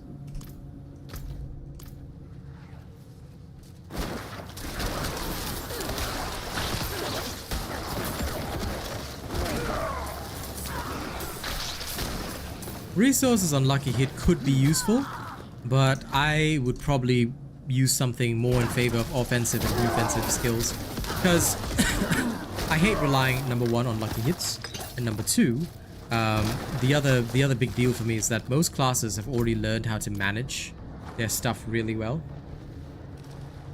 Yeah, I'm definitely 100% excited for the season, and I'm excited to be playing alongside all of you, because I think it would be very fun to, you know, get a fresh start, do everything right from the get-go again, and just have a good time overall, you know?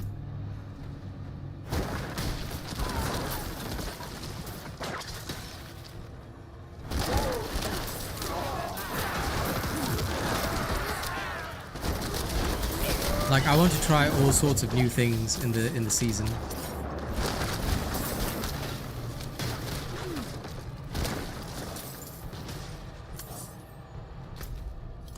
That said, funnily enough, I'm going to actually make an Ice Shard Sorcerer. That is 100% going to happen. Yeah, it does, my dear. So yes, they have confirmed that you will lose the jewelry slot in your jewelry. So yeah, you'll be losing about 600 armor, which yes, I'm aware it is a very big deal. But that's why the Malignant Heart powers are going to have to be significantly good. Like, because it's costing you armor, so maybe you won't lose, like, maybe you won't use all the slots, because maybe you use like 1 or 2, I'm thinking. You know, like not all of them. Because if you use all of them, that's a big loss. But losing some of them is not too bad, you know?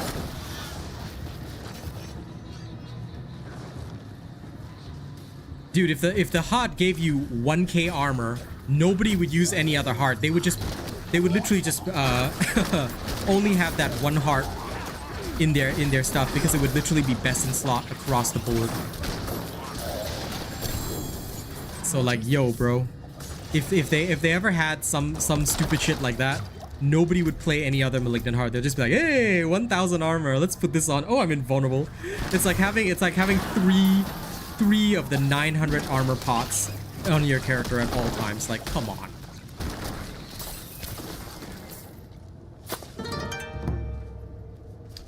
Thank you, Zach Kelly, for subscribing. Welcome. Yeah, I'm sure there'll be defensive hearts as well. You know, so I guess for each individual, you'd have to weigh the trade. Lose the 200 armor, you know, or more, or gain a super offensive ability.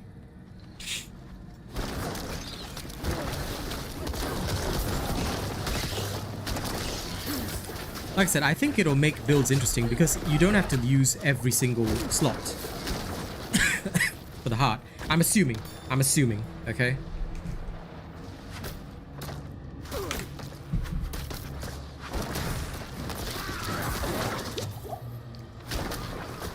That's okay, Mari. You can stick where you want, but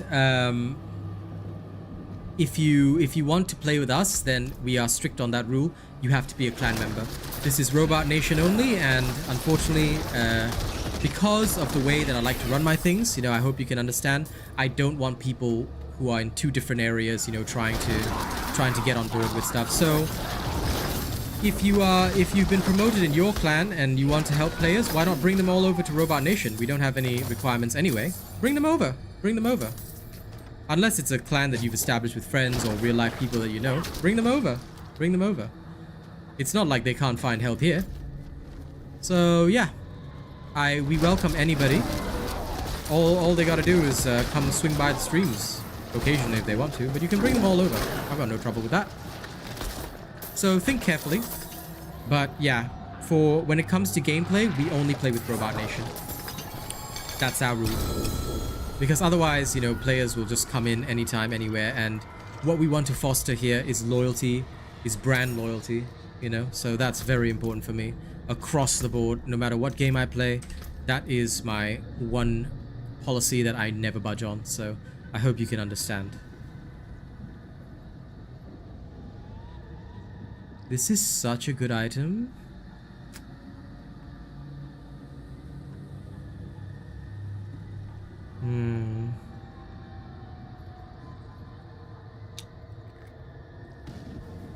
But the crit rate is low.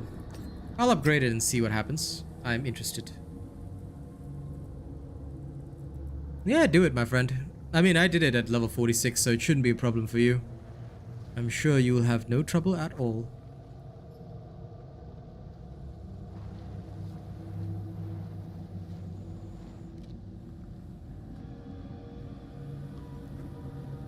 These are a nice pair of boots. I'm going to upgrade them and see what happens.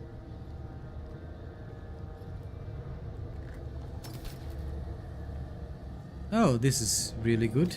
I'm going to use these.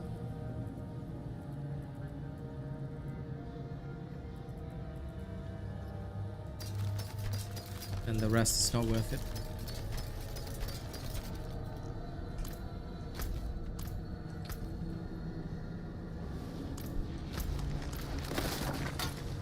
I'm going to head back temporarily. Oh, I should kill this guy first.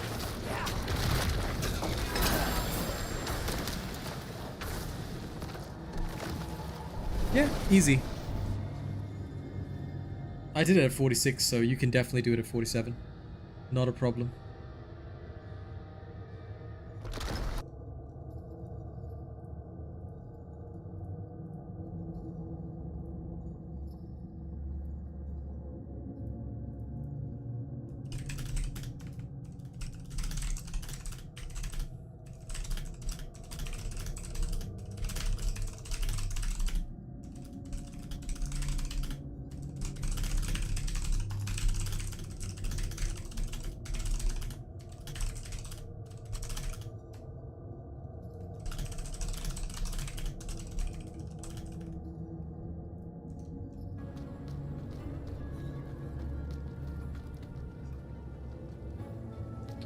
Understandable. I'm the same way. Like, I've got armor nodes that I can definitely activate if I want to.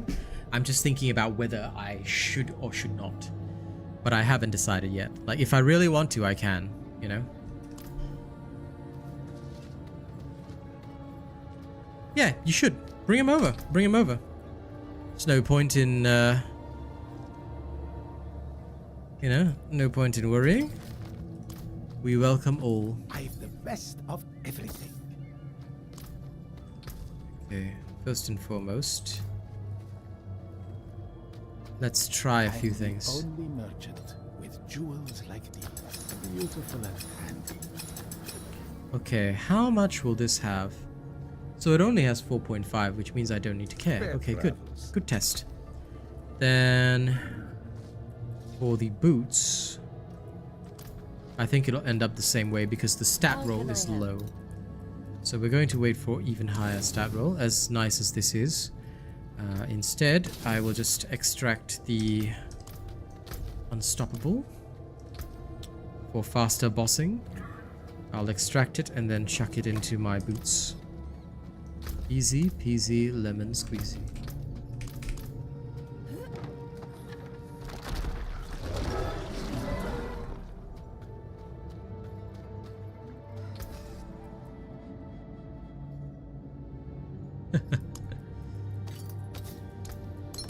Well, RNG luck is like that, my friend. This one is 20%. Don't really care about this. Let me put in 26% first.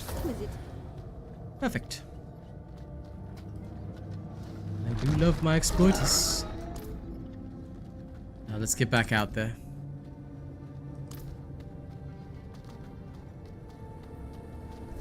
Back out there.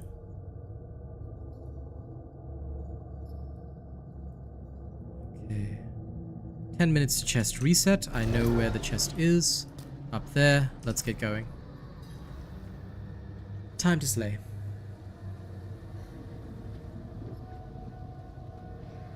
Yeah, I tried. I've got 2 Butcher's Cleavers. One, and neither of them were from the Butcher. Fun fact, I got the Butcher's Cleaver, but neither of them were from the Butcher. I actually got the first one off the World Boss, and the second one I got off a random Nightmare dungeon. Right? The end reward was Butcher's Cleaver. So, since the game was so insistent on giving me the Cleaver, I tried it out and it was bad. It was so bad. I was like, okay, this is trash. I'm never touching it again. Good to know, though. Good to know.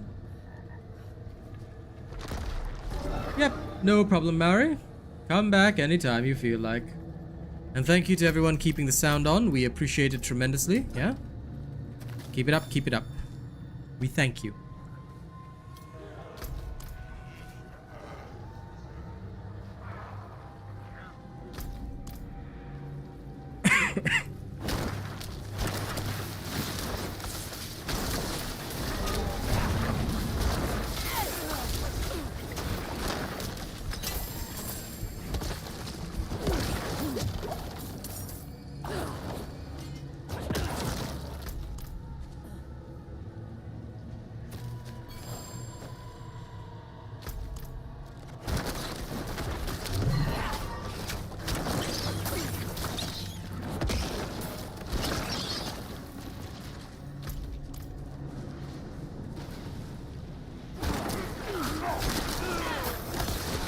That's how it is.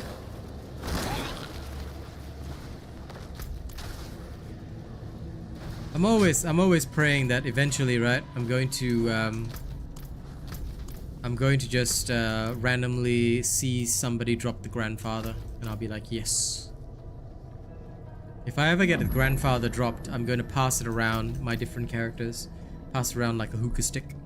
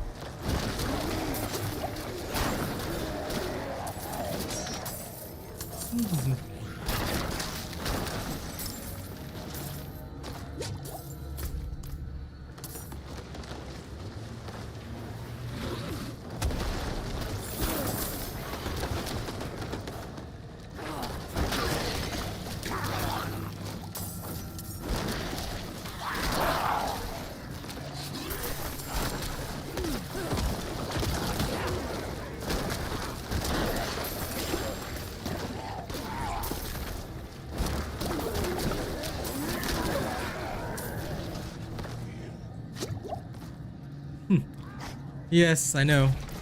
I couldn't do that. Because as a content creator, you know, participating in RMT could lose me my job.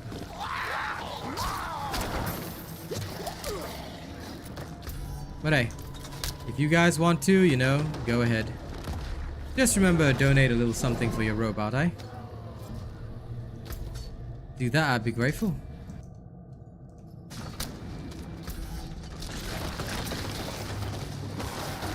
I need 100 more. So let's get it in 6 minutes.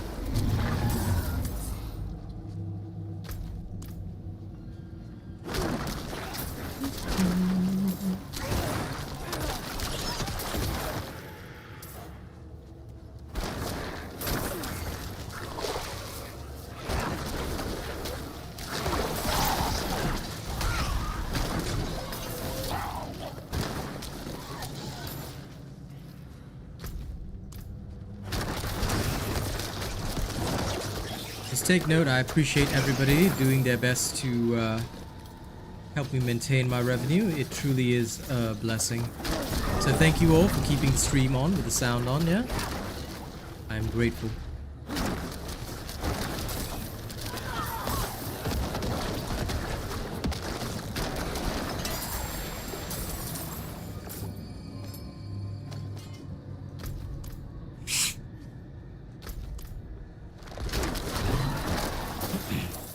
I gotta admit though, there's one thing that I need to, there's one little habit, right, that I have right now, right, that I absolutely need to break.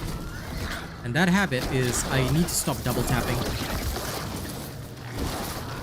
This is a habit I have from other games, other FPS specifically, that like, I always end up double tapping my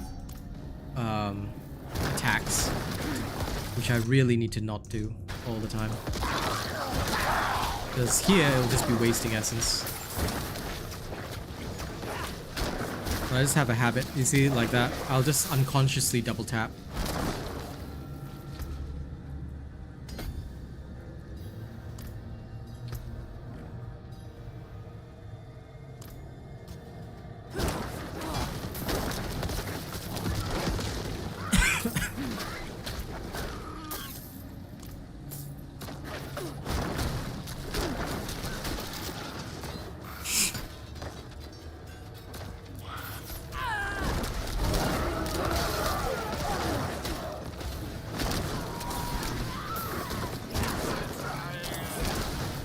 But I'll tell you one thing, guys. RMT is very big on games like this, and it's why, like, although people may not be aware, especially if they don't live in the country, but a lot of Korean players, right, especially the rich and big streamers, they do participate in RMT. Not on the selling side, but they're on the buying side, which is why sometimes you see those Korean and Chinese players with like damn near perfectly statted gear, like because they just like if somebody gets a really rare drop within their country, they can just buy and sell it for real money.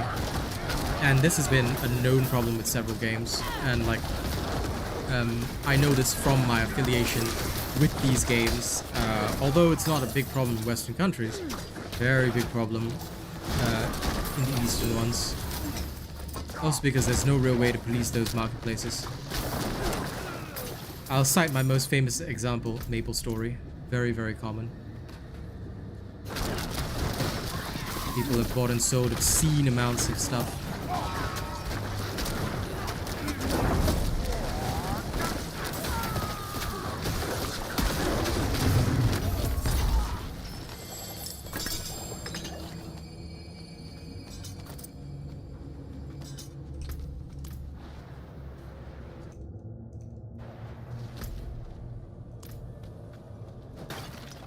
Shit, I've got 1 more minute to reset.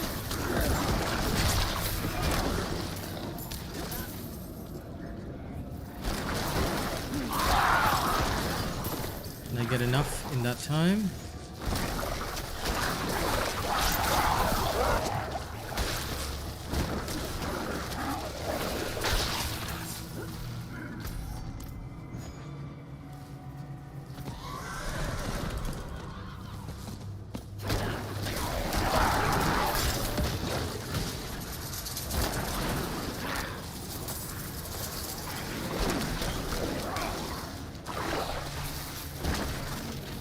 Yeah, very, very common.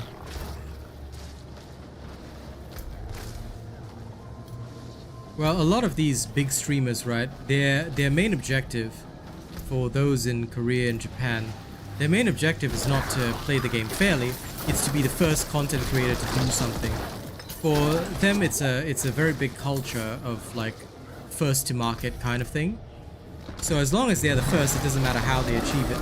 That's why if they're big, or you know, they're famous, they've already got tons of ad revenue anyway, so they openly spend, like they will openly buy in the dodgy shady marketplaces for any game which open up as soon as the game is launched, right? They'll just immediately start buying.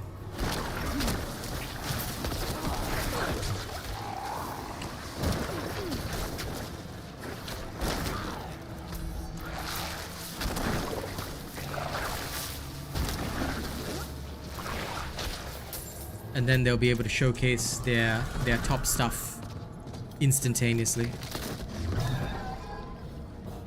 It's an honest cultural difference, you know, between two different nations.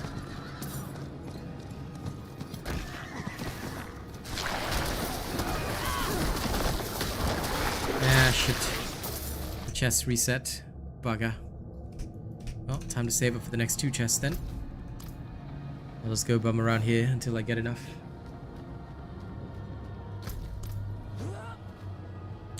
But don't forget, because their first to market video is going to get millions and millions of views from their target audience, the famous ones, it's well worth it. Like, they gain a lot.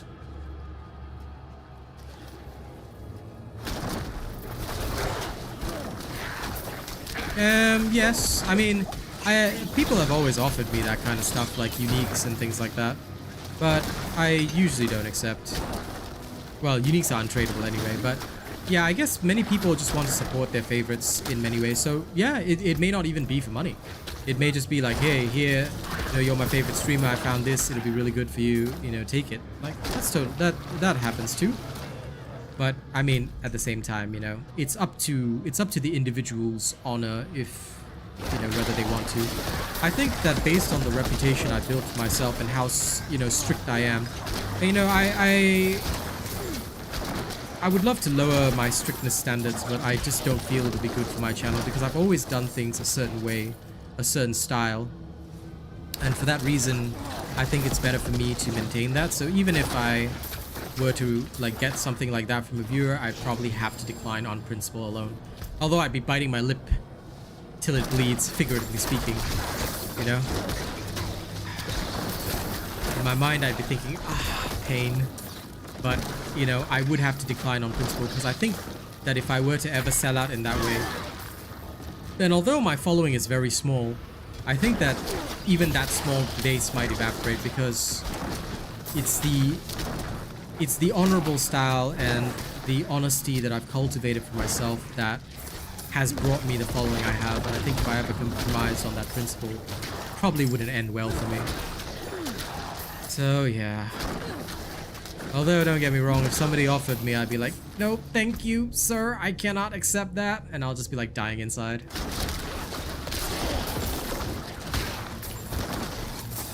But that's how it is. For me, honor above everything. Yeah, definitely. It definitely happened in Lost Ark. Like, I saw that first Descendant was Nexon Korea. And I was like, okay, yo, okay. Nexon Korea. We all know how Maple Story went. So, okay. But even then, I'm still willing to partner with them because they're such a big company. I would be an idiot to say, oh yeah, you know, nah. I wouldn't participate in it, but I would know that it would be going on in the background for sure.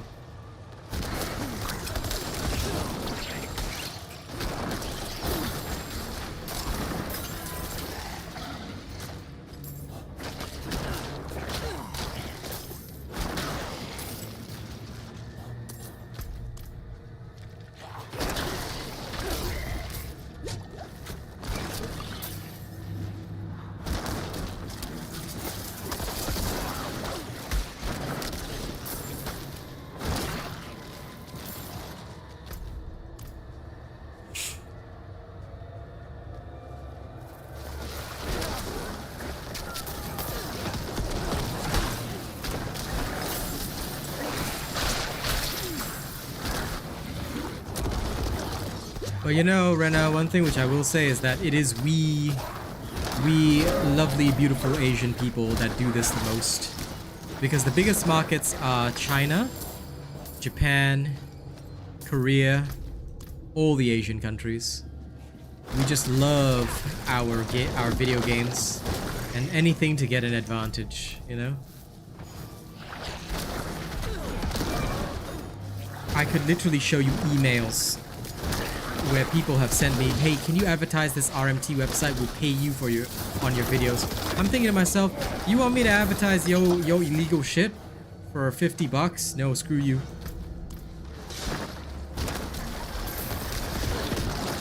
Like, if I really wanted to shame these things, but I'm not going to because it's just gonna start drama. But I've received those emails, dozens of them. They do. But that's what makes them the best. I mean, the StarCraft 2 scene dominated by Koreans for a very long time. I don't even know if there is still a StarCraft 2 scene, but all I know is back then I used to watch Flash all the time.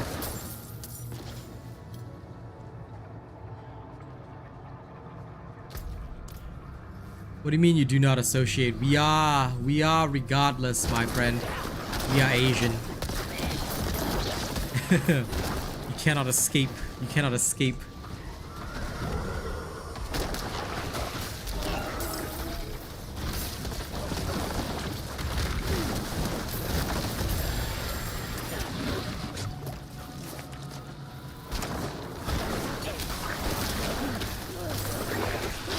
For cheating, I would say that's not exclusive to us, though.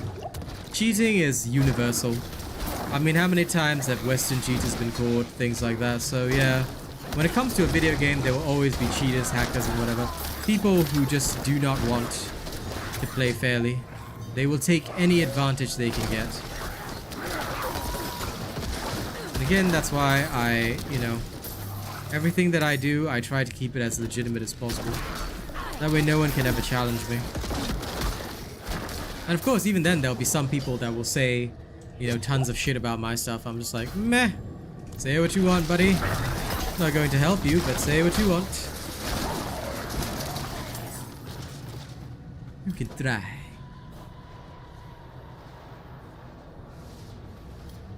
No, I would say that on the subject of cheating, it's universal. It's 110% universal. Because that one I've seen people across the board do it. But for the RMT, it's definitely more in Asia. It's such a common theme. Even if you look at our manhwa, our manga, it's all in there. Especially those about video games or players getting isekai'd into video games. Very, very common. Yep, and there are many people like that. For them, it's just about being the best, or showing off. Who cares? Who cares whether it's legitimate or not? It's winning by any means necessary.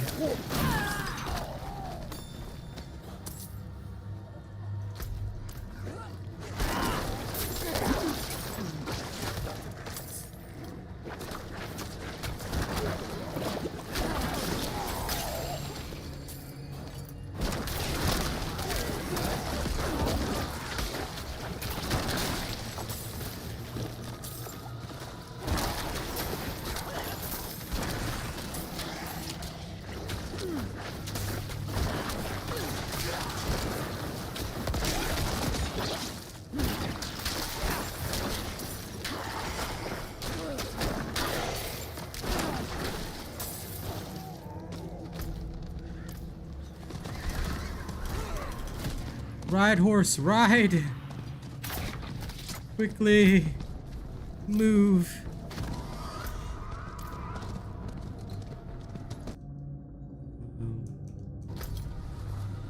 There you are. This is where I need to go.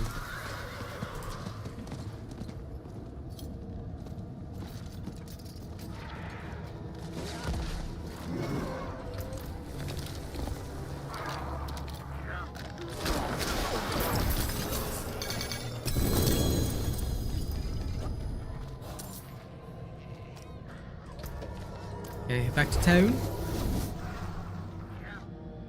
So am I, Briamha, so am I. But yes, I've seen that again in several other FPS games. It can get pretty serious.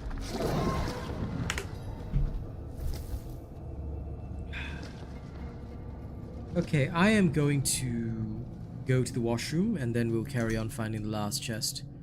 I know loosely, it's at the bottom. I know the last chest is here. So we'll go there after selling my stuff. But first, I desperately must go pee. So, BRB.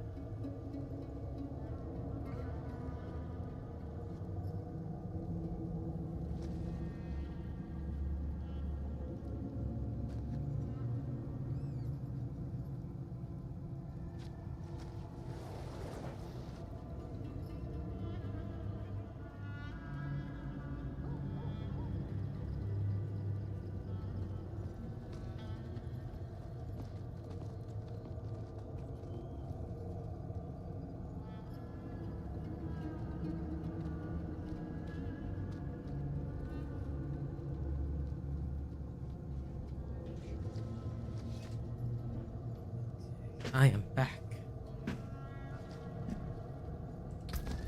Alright, no problem. Tune in again, and thank you for keeping the sound on. I appreciate that tremendously. Okay. Let's see.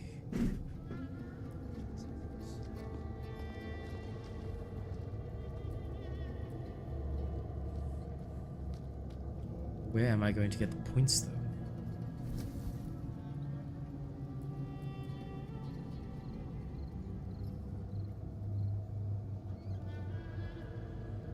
I literally cannot dump the golem. There's not enough points. There is not enough points. We have not enough energy. Okay, Satirus Maximus.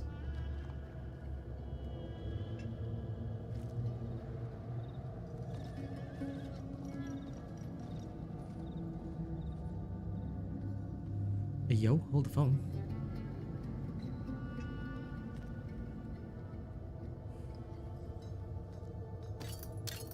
Hold up. Hold up.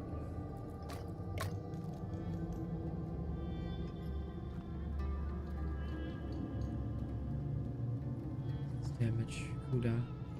If I roll cooldown reduction on this. Although I lose a bit of damage reduction, I think I can compensate.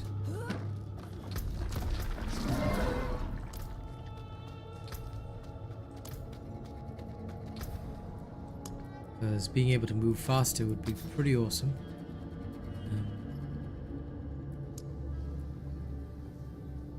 Let me swap this cooldown reduction. Okay. Good business and fortune to you. And I would need the grasping tendrils. So item specs.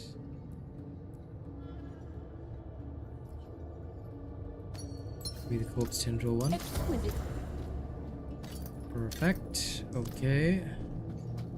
Now to advance it, I will lose the little bit of damage reduction, but the move speed, being able to move, would help tremendously. Good night, Grey Knight. Thank you for hanging out. Thank you for keeping the sound on. Appreciate it tremendously. I hope you appreciate that. Okay. 26% extra move speed. Now this.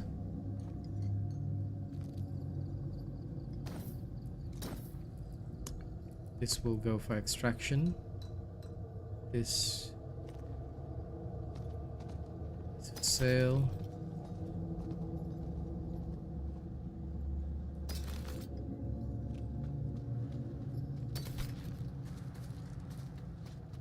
This exploiters all for junking. That looks worn. I can fix it. So then now let's test the rest of the gear. No. No, no, no, no. No.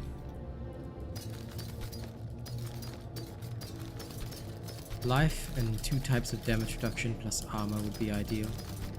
If I could get that on either, I'd be very grateful.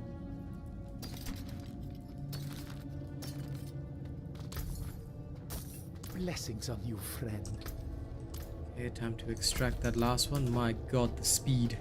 I feel like I'm one with the speed force right now.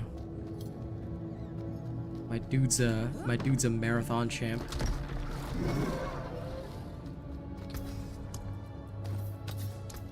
Don't be a stranger. Come back soon.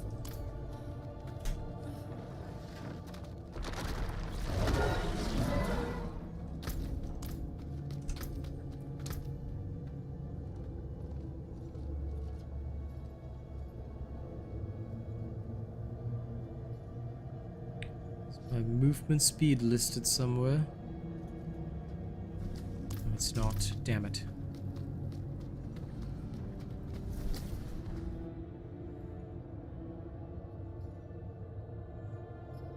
Because right now I am a sprinter. I am the #1 sprinter.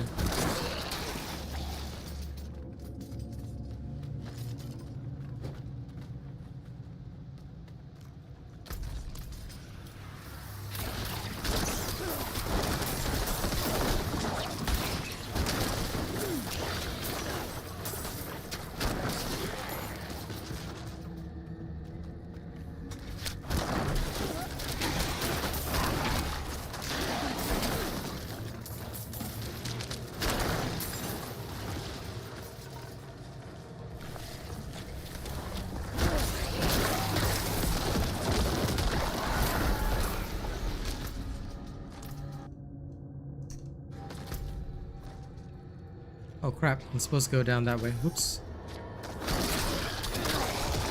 Okay, back down to Gyaku. And then I'll go sprint downwards. I'm actually keen to try this now.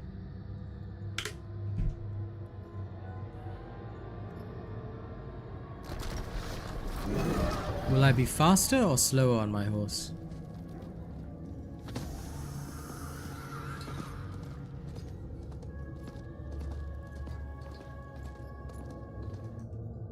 One second, I'm just gonna Google this.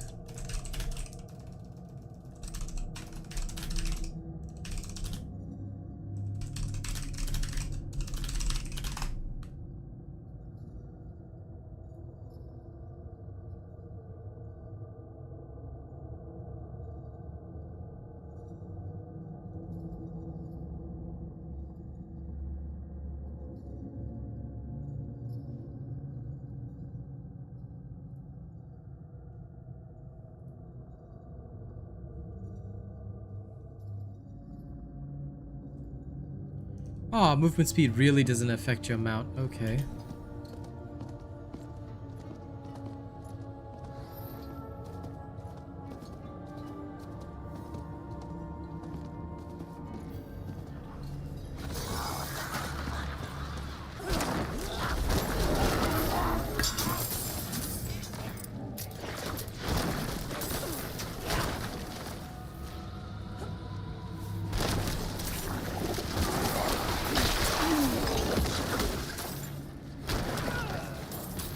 What is this? Okay, time to become one with the speed force.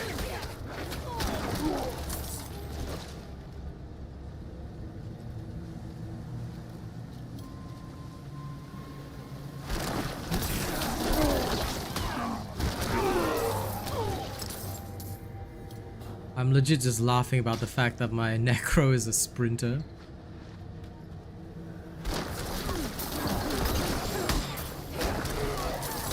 This Necro doesn't care.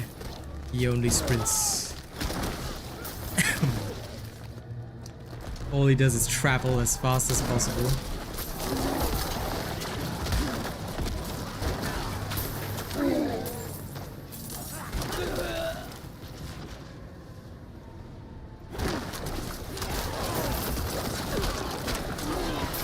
Balance doesn't matter. He is one with the speed force.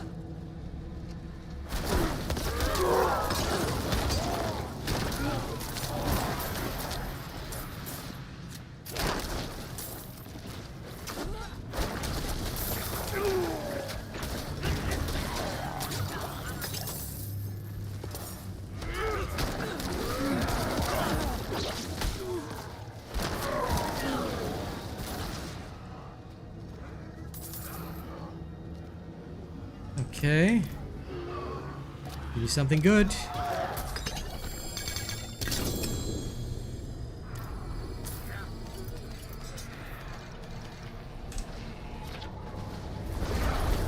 Okay, back to town and then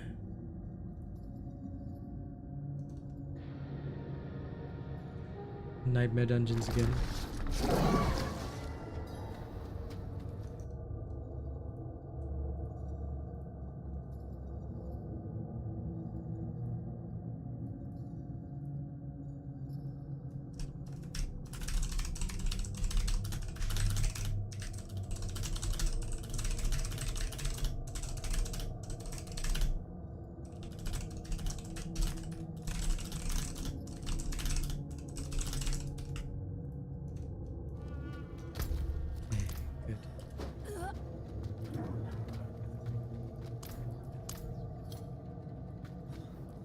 I wondered what happened.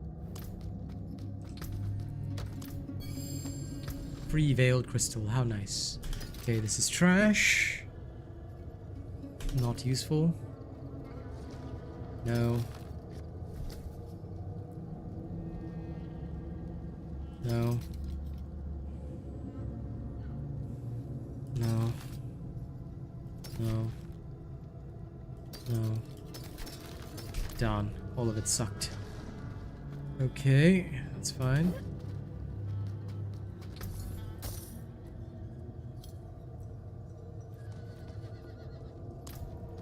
Well, back to hitting the crazy dungeons. Electrical Lance, Ancient's Lament. Let's give it a try.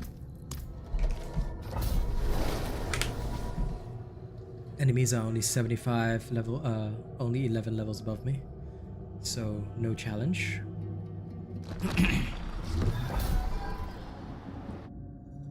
Got to work my way up the sigils.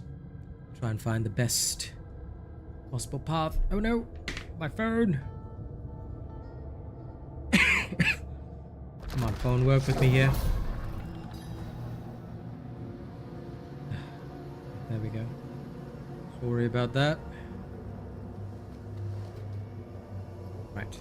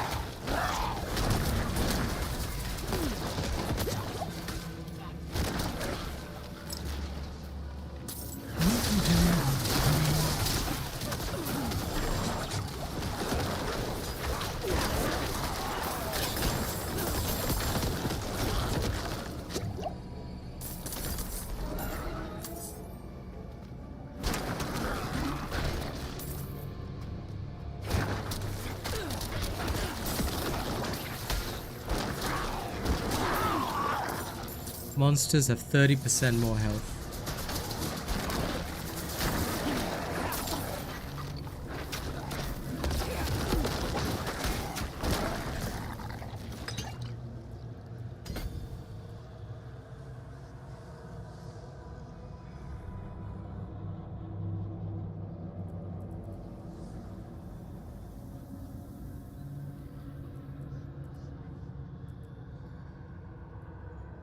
Okay.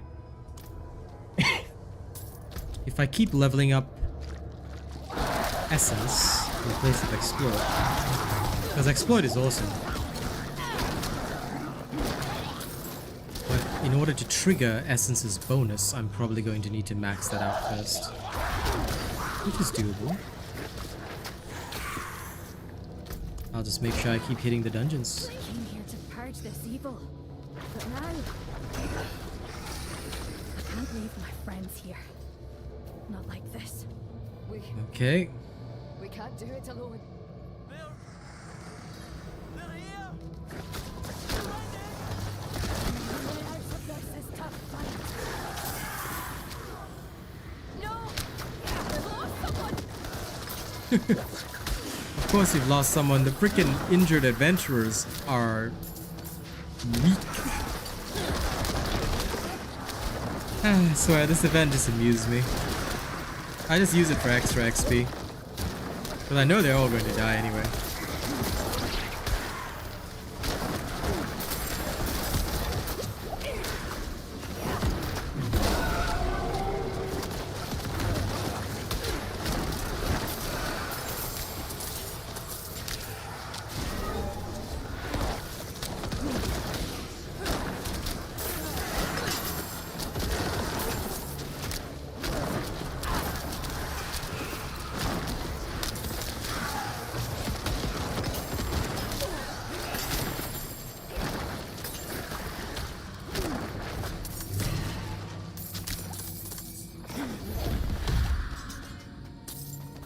Hot damn.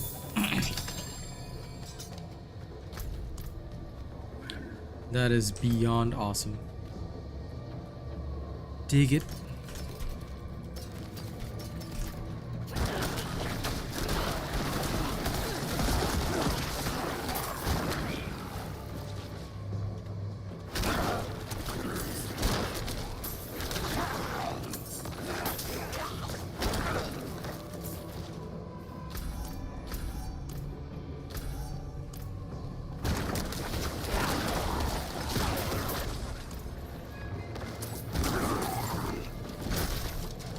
Wait, if this is the case, Hold up.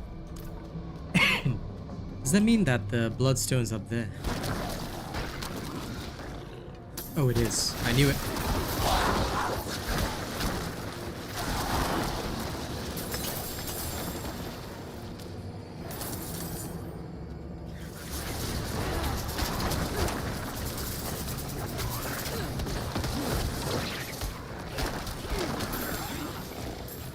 Just so you know, there's only one enemy debuff that buffs you instead.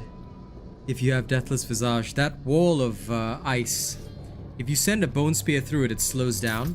But because it stays in existence for much longer, it keeps leaving behind echoes. If enemy walks into that, they take massive damage. It's hilarious. So if an enemy happens to be next to that wall, you can just literally send all your Bone Spears through that and they are doomed.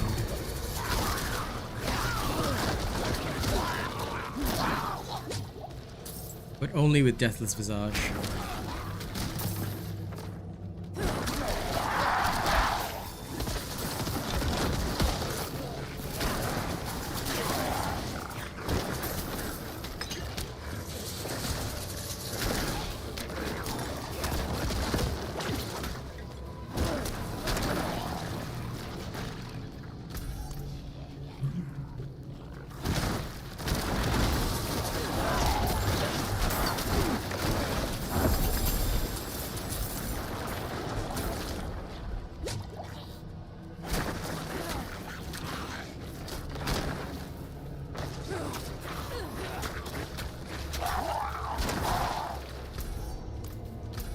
Okay, we know where the bloodstone is. Oops.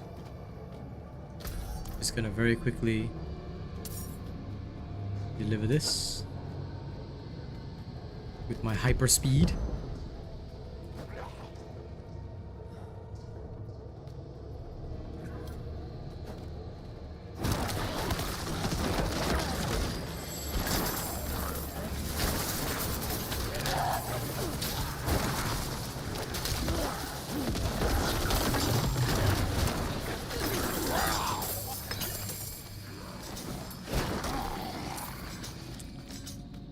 You know, I think there's a certain charm in seeing like the neuron activation that occurs whenever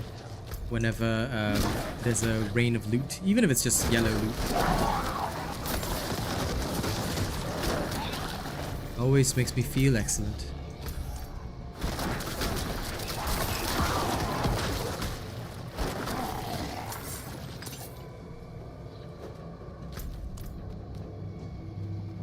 Let's go.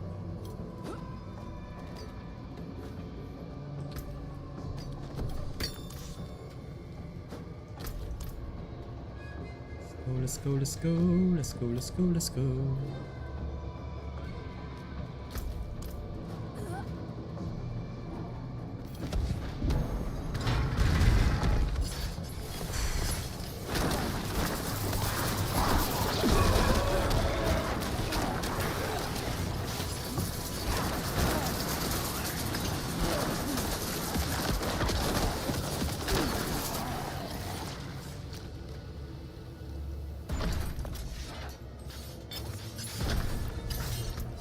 Sick, new Paragon point. Okay.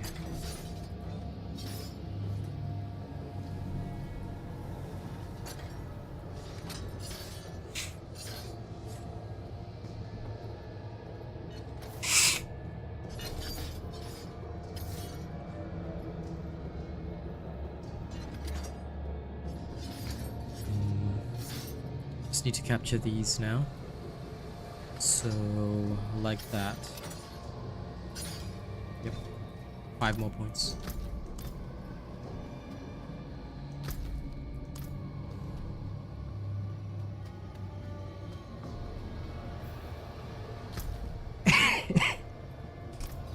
Alright. Let's rip him.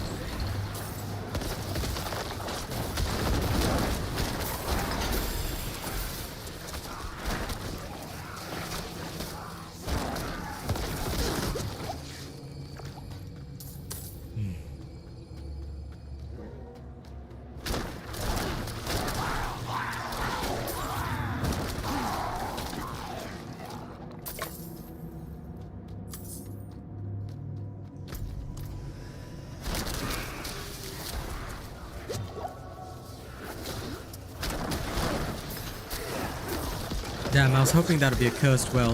It wasn't, so... Shame. I really thought that would be a cursed well. No good.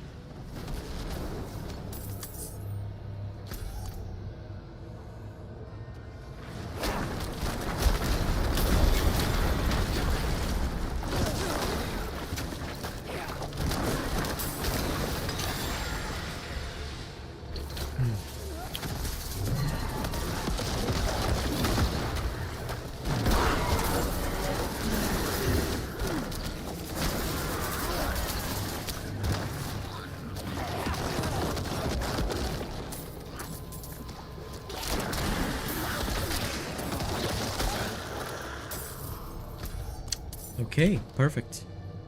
I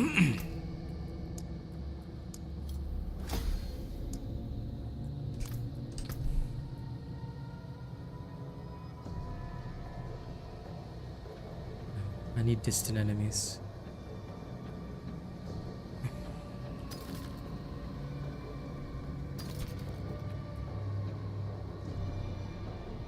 It would have to be better than what I have. And that's not easy.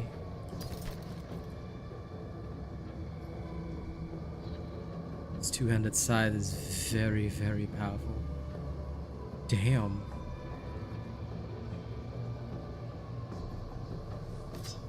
I'll give this a try.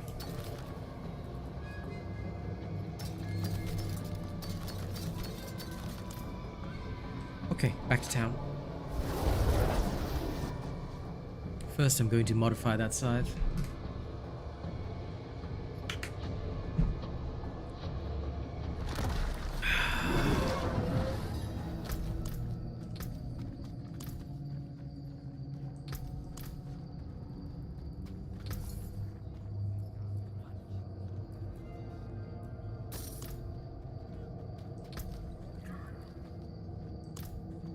The overpower damage, if I can change that. Need something blessed?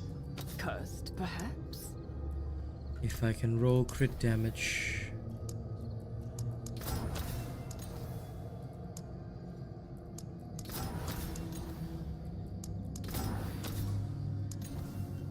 No. Damn it. Can't use it. It must have crit damage minimum. Good job.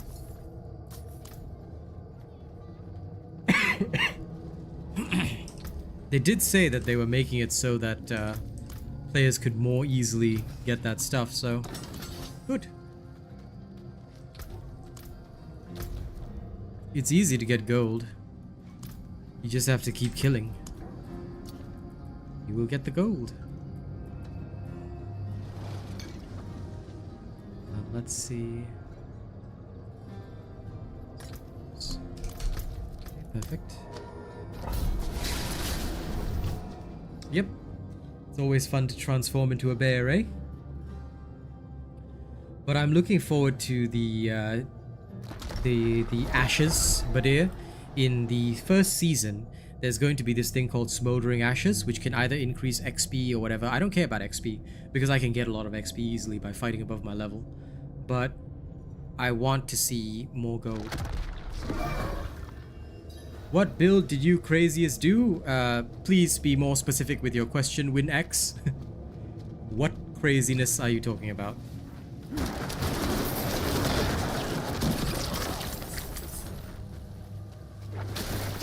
Yeah, I know.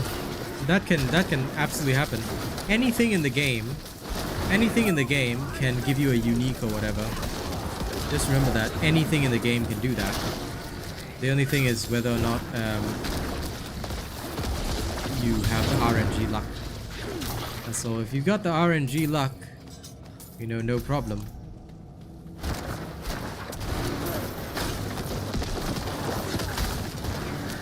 If you don't have the RNG luck, then sad.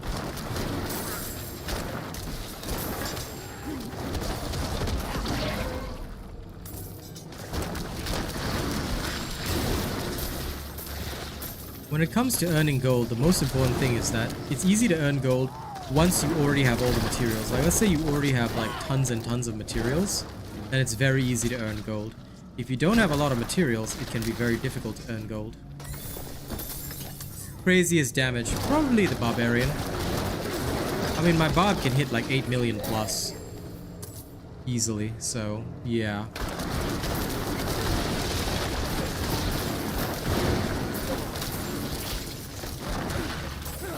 I'd say it's definitely a Barb thing.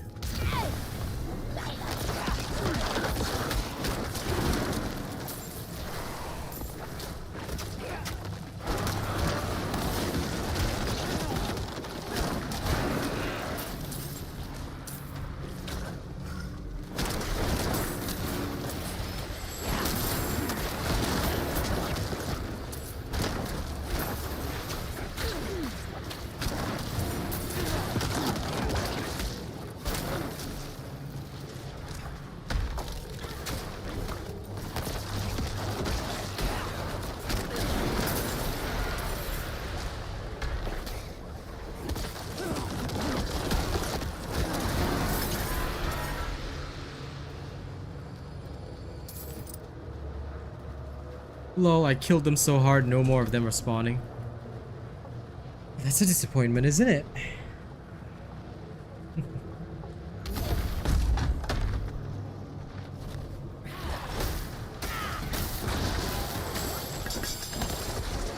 Come on. All in one. Goodbye to all of you. Easy.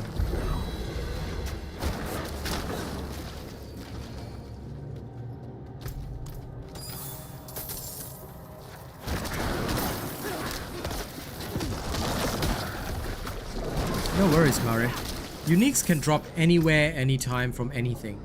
But it's just that certain things will have a slightly higher chance. Think of it like a gacha game. Certain enemies have a higher chance of dropping a particular unique. Some enemies have a higher chance of, you know... Get out, yeah?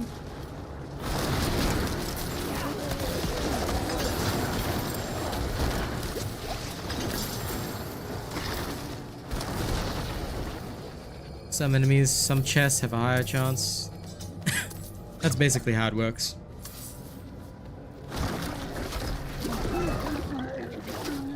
You are on a roll, Pen. You are on a roll. Congratulations.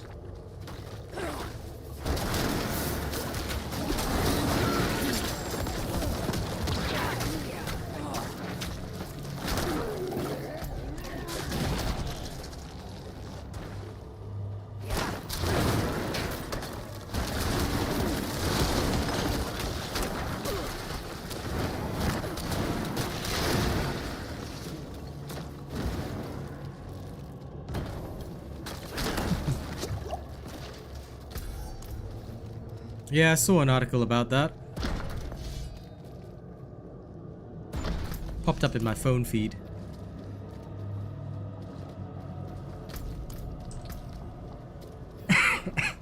Let's hope the unique luck carries over to others as well, yeah?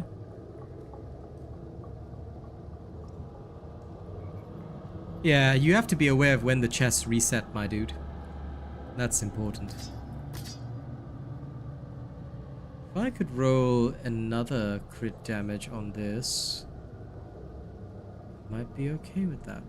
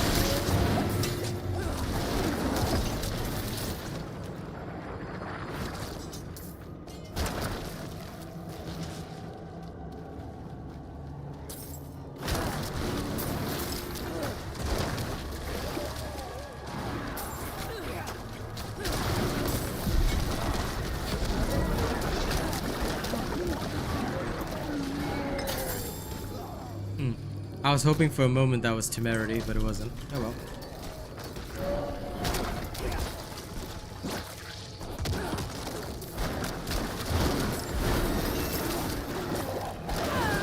Hey, love it.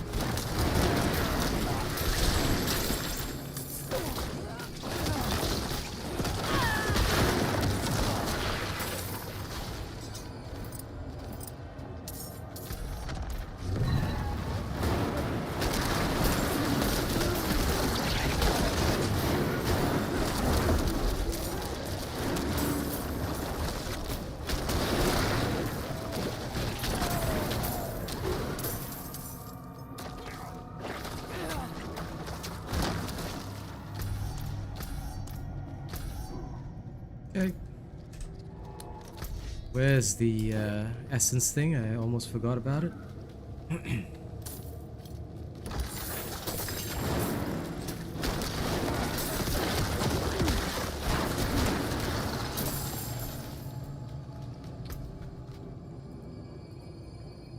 Good. Almost got it.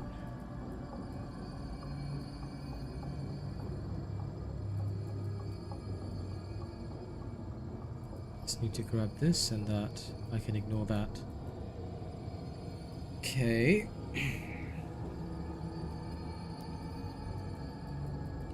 That's a nice bump up. And more critical strike damage as well.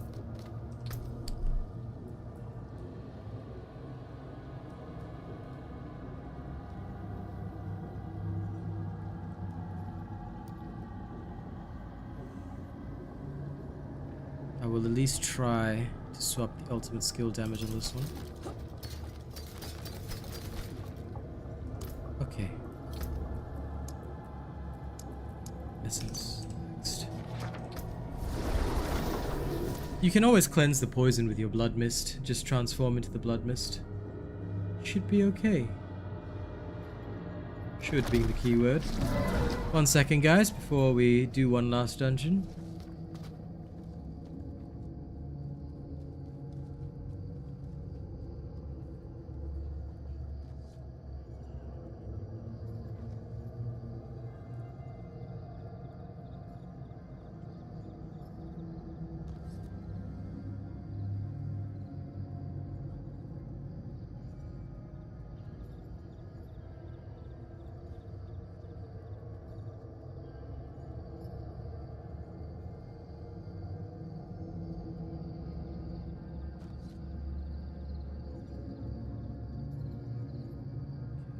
Good.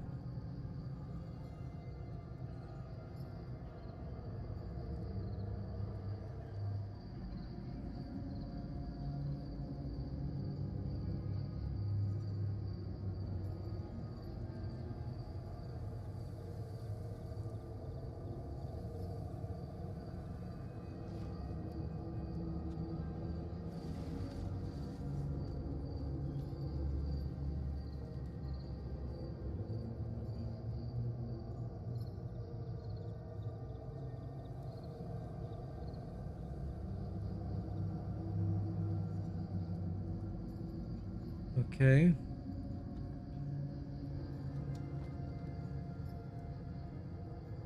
Ah, so Helltide chests can now, I just read the article, Helltide chests can now drop any unique It doesn't matter what the chest is. Nice.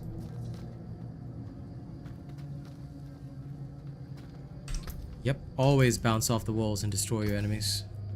Best way to do things. Yeah, I need gold first. I'm just going to try and see if my luck will hold. I was going to try one roll. If that one roll is successful, so I don't want to compromise too much gold right now. If that one roll is successful, I'll use it. If not, it doesn't matter. Okay, enchant. Skill damage. 120 intelligence. Okay, acceptable. Going to put a basic aspect on it. It's the basic splintering aspect until I find a good one anyway. Then I'll keep this old one here. I'm however going to add sockets. Good fortune.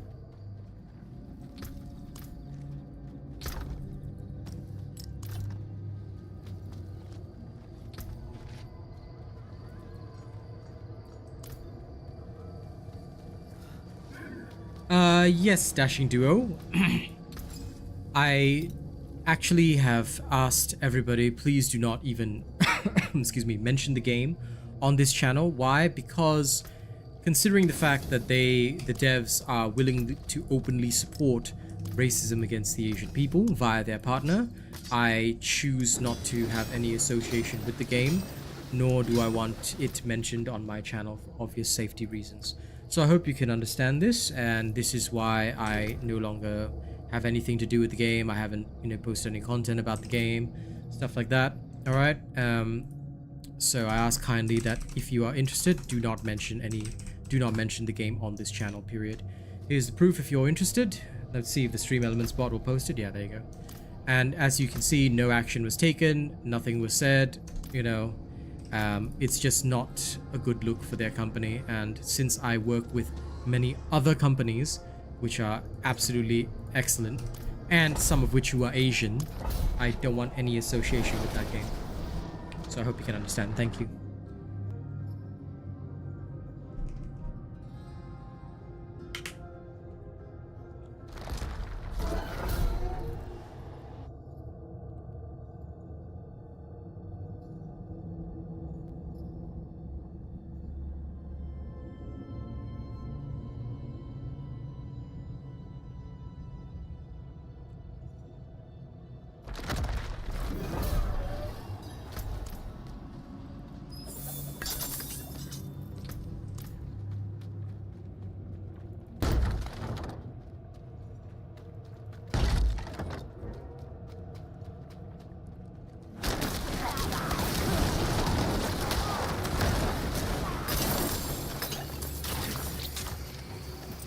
Okay. 500,000 crits.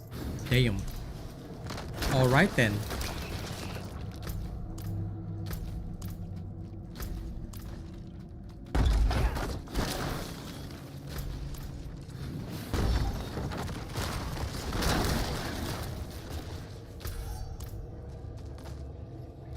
Only way to beat this is a perfect sword drop.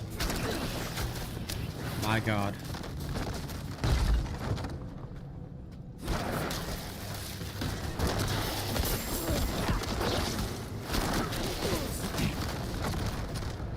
Yeah, the Necro is very good. Specifically the Bone Spear, because Bone Spear is very powerful. Give yourself Hemorrhage to survive, and you're pretty much going to destroy everything. This was actually my planned build for Season 1, assuming no nerfs, but I know people want it, so I'll deliver it early.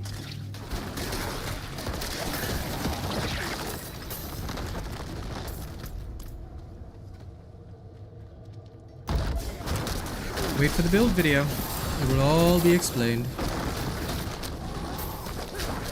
So basically, you have the correct aspects, you can do anything.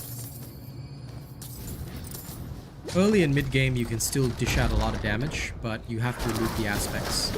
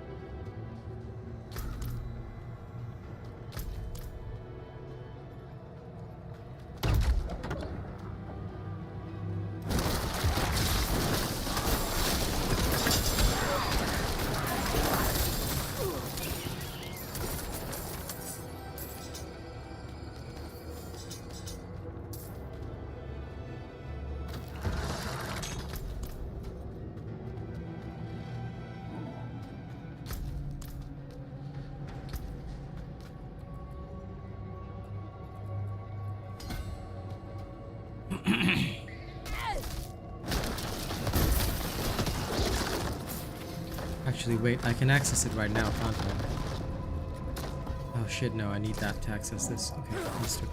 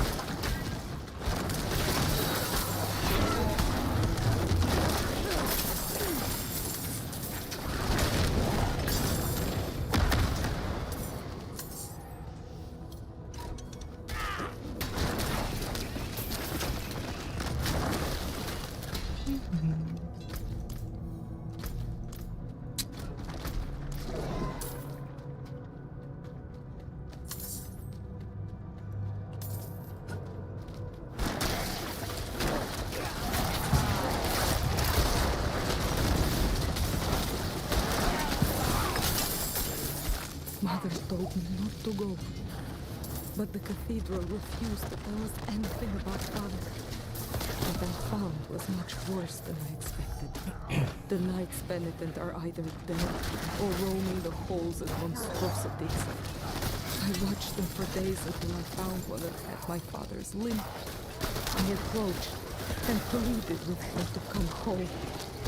The creature that had been my father attacked me, and I stamped him to escape. I couldn't see anything left of my father's monstrous deeds. Only pain and rage. Mother was cursed. I never should have come here. Ah, good, cursed.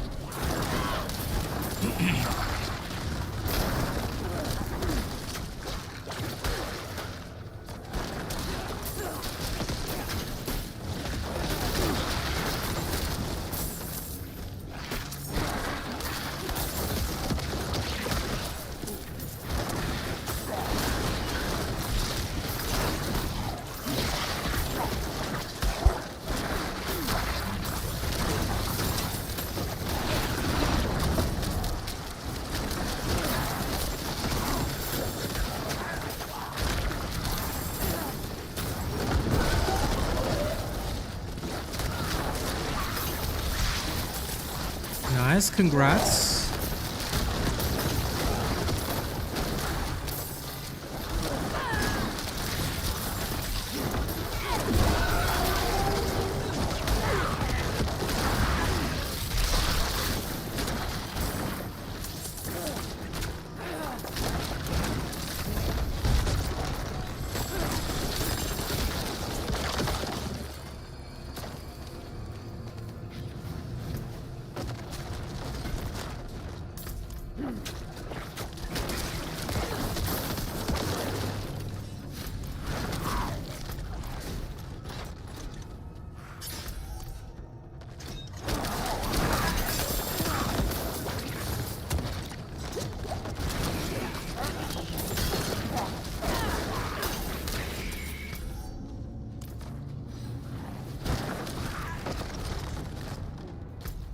Okay, nice.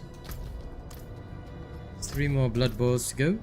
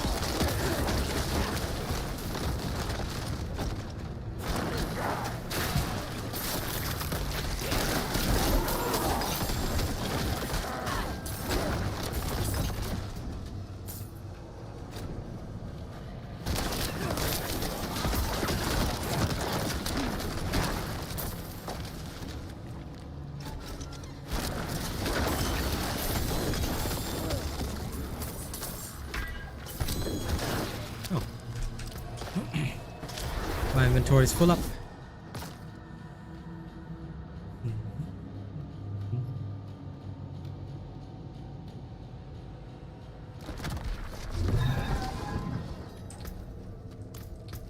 Let's go she. Useful. No.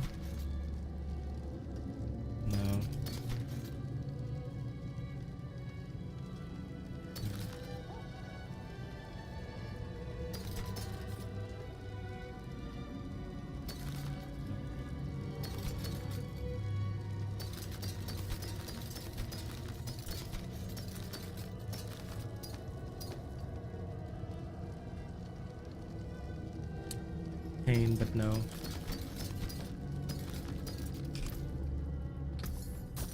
Farewell and good fortune.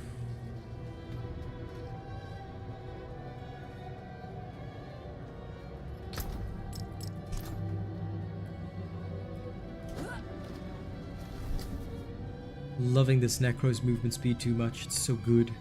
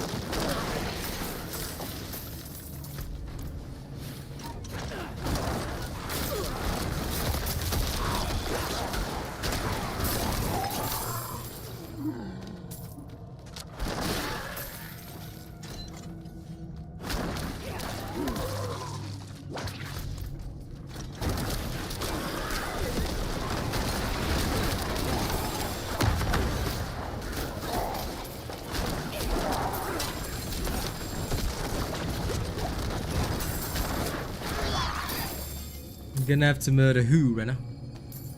And why? Who you trying to murder?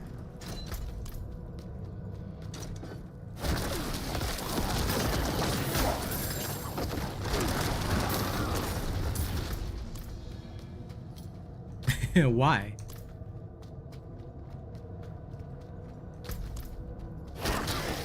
Nothing wrong with being a little lucky.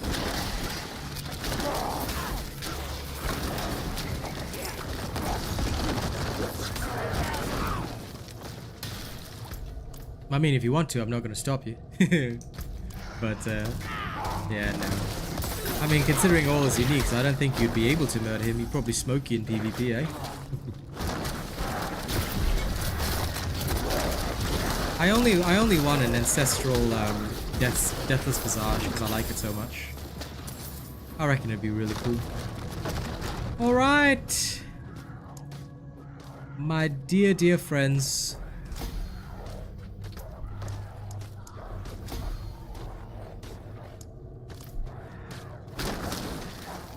We have come to the lovely end of the stream. Thank you all so much for joining me. I'm going to go eat lunch. I'm going to go film the video for this Necro. And then tomorrow, well, tonight, I will hope to play some more. Need something for it? I'm back if you need. You humorous, lovely people. I adore you all. Thank you for being who you are. I'm going to go this way. I'm going to go unlock a new board, which is good. Ooh, this is better than the basics, isn't it? I'm going to extract it and slap it on.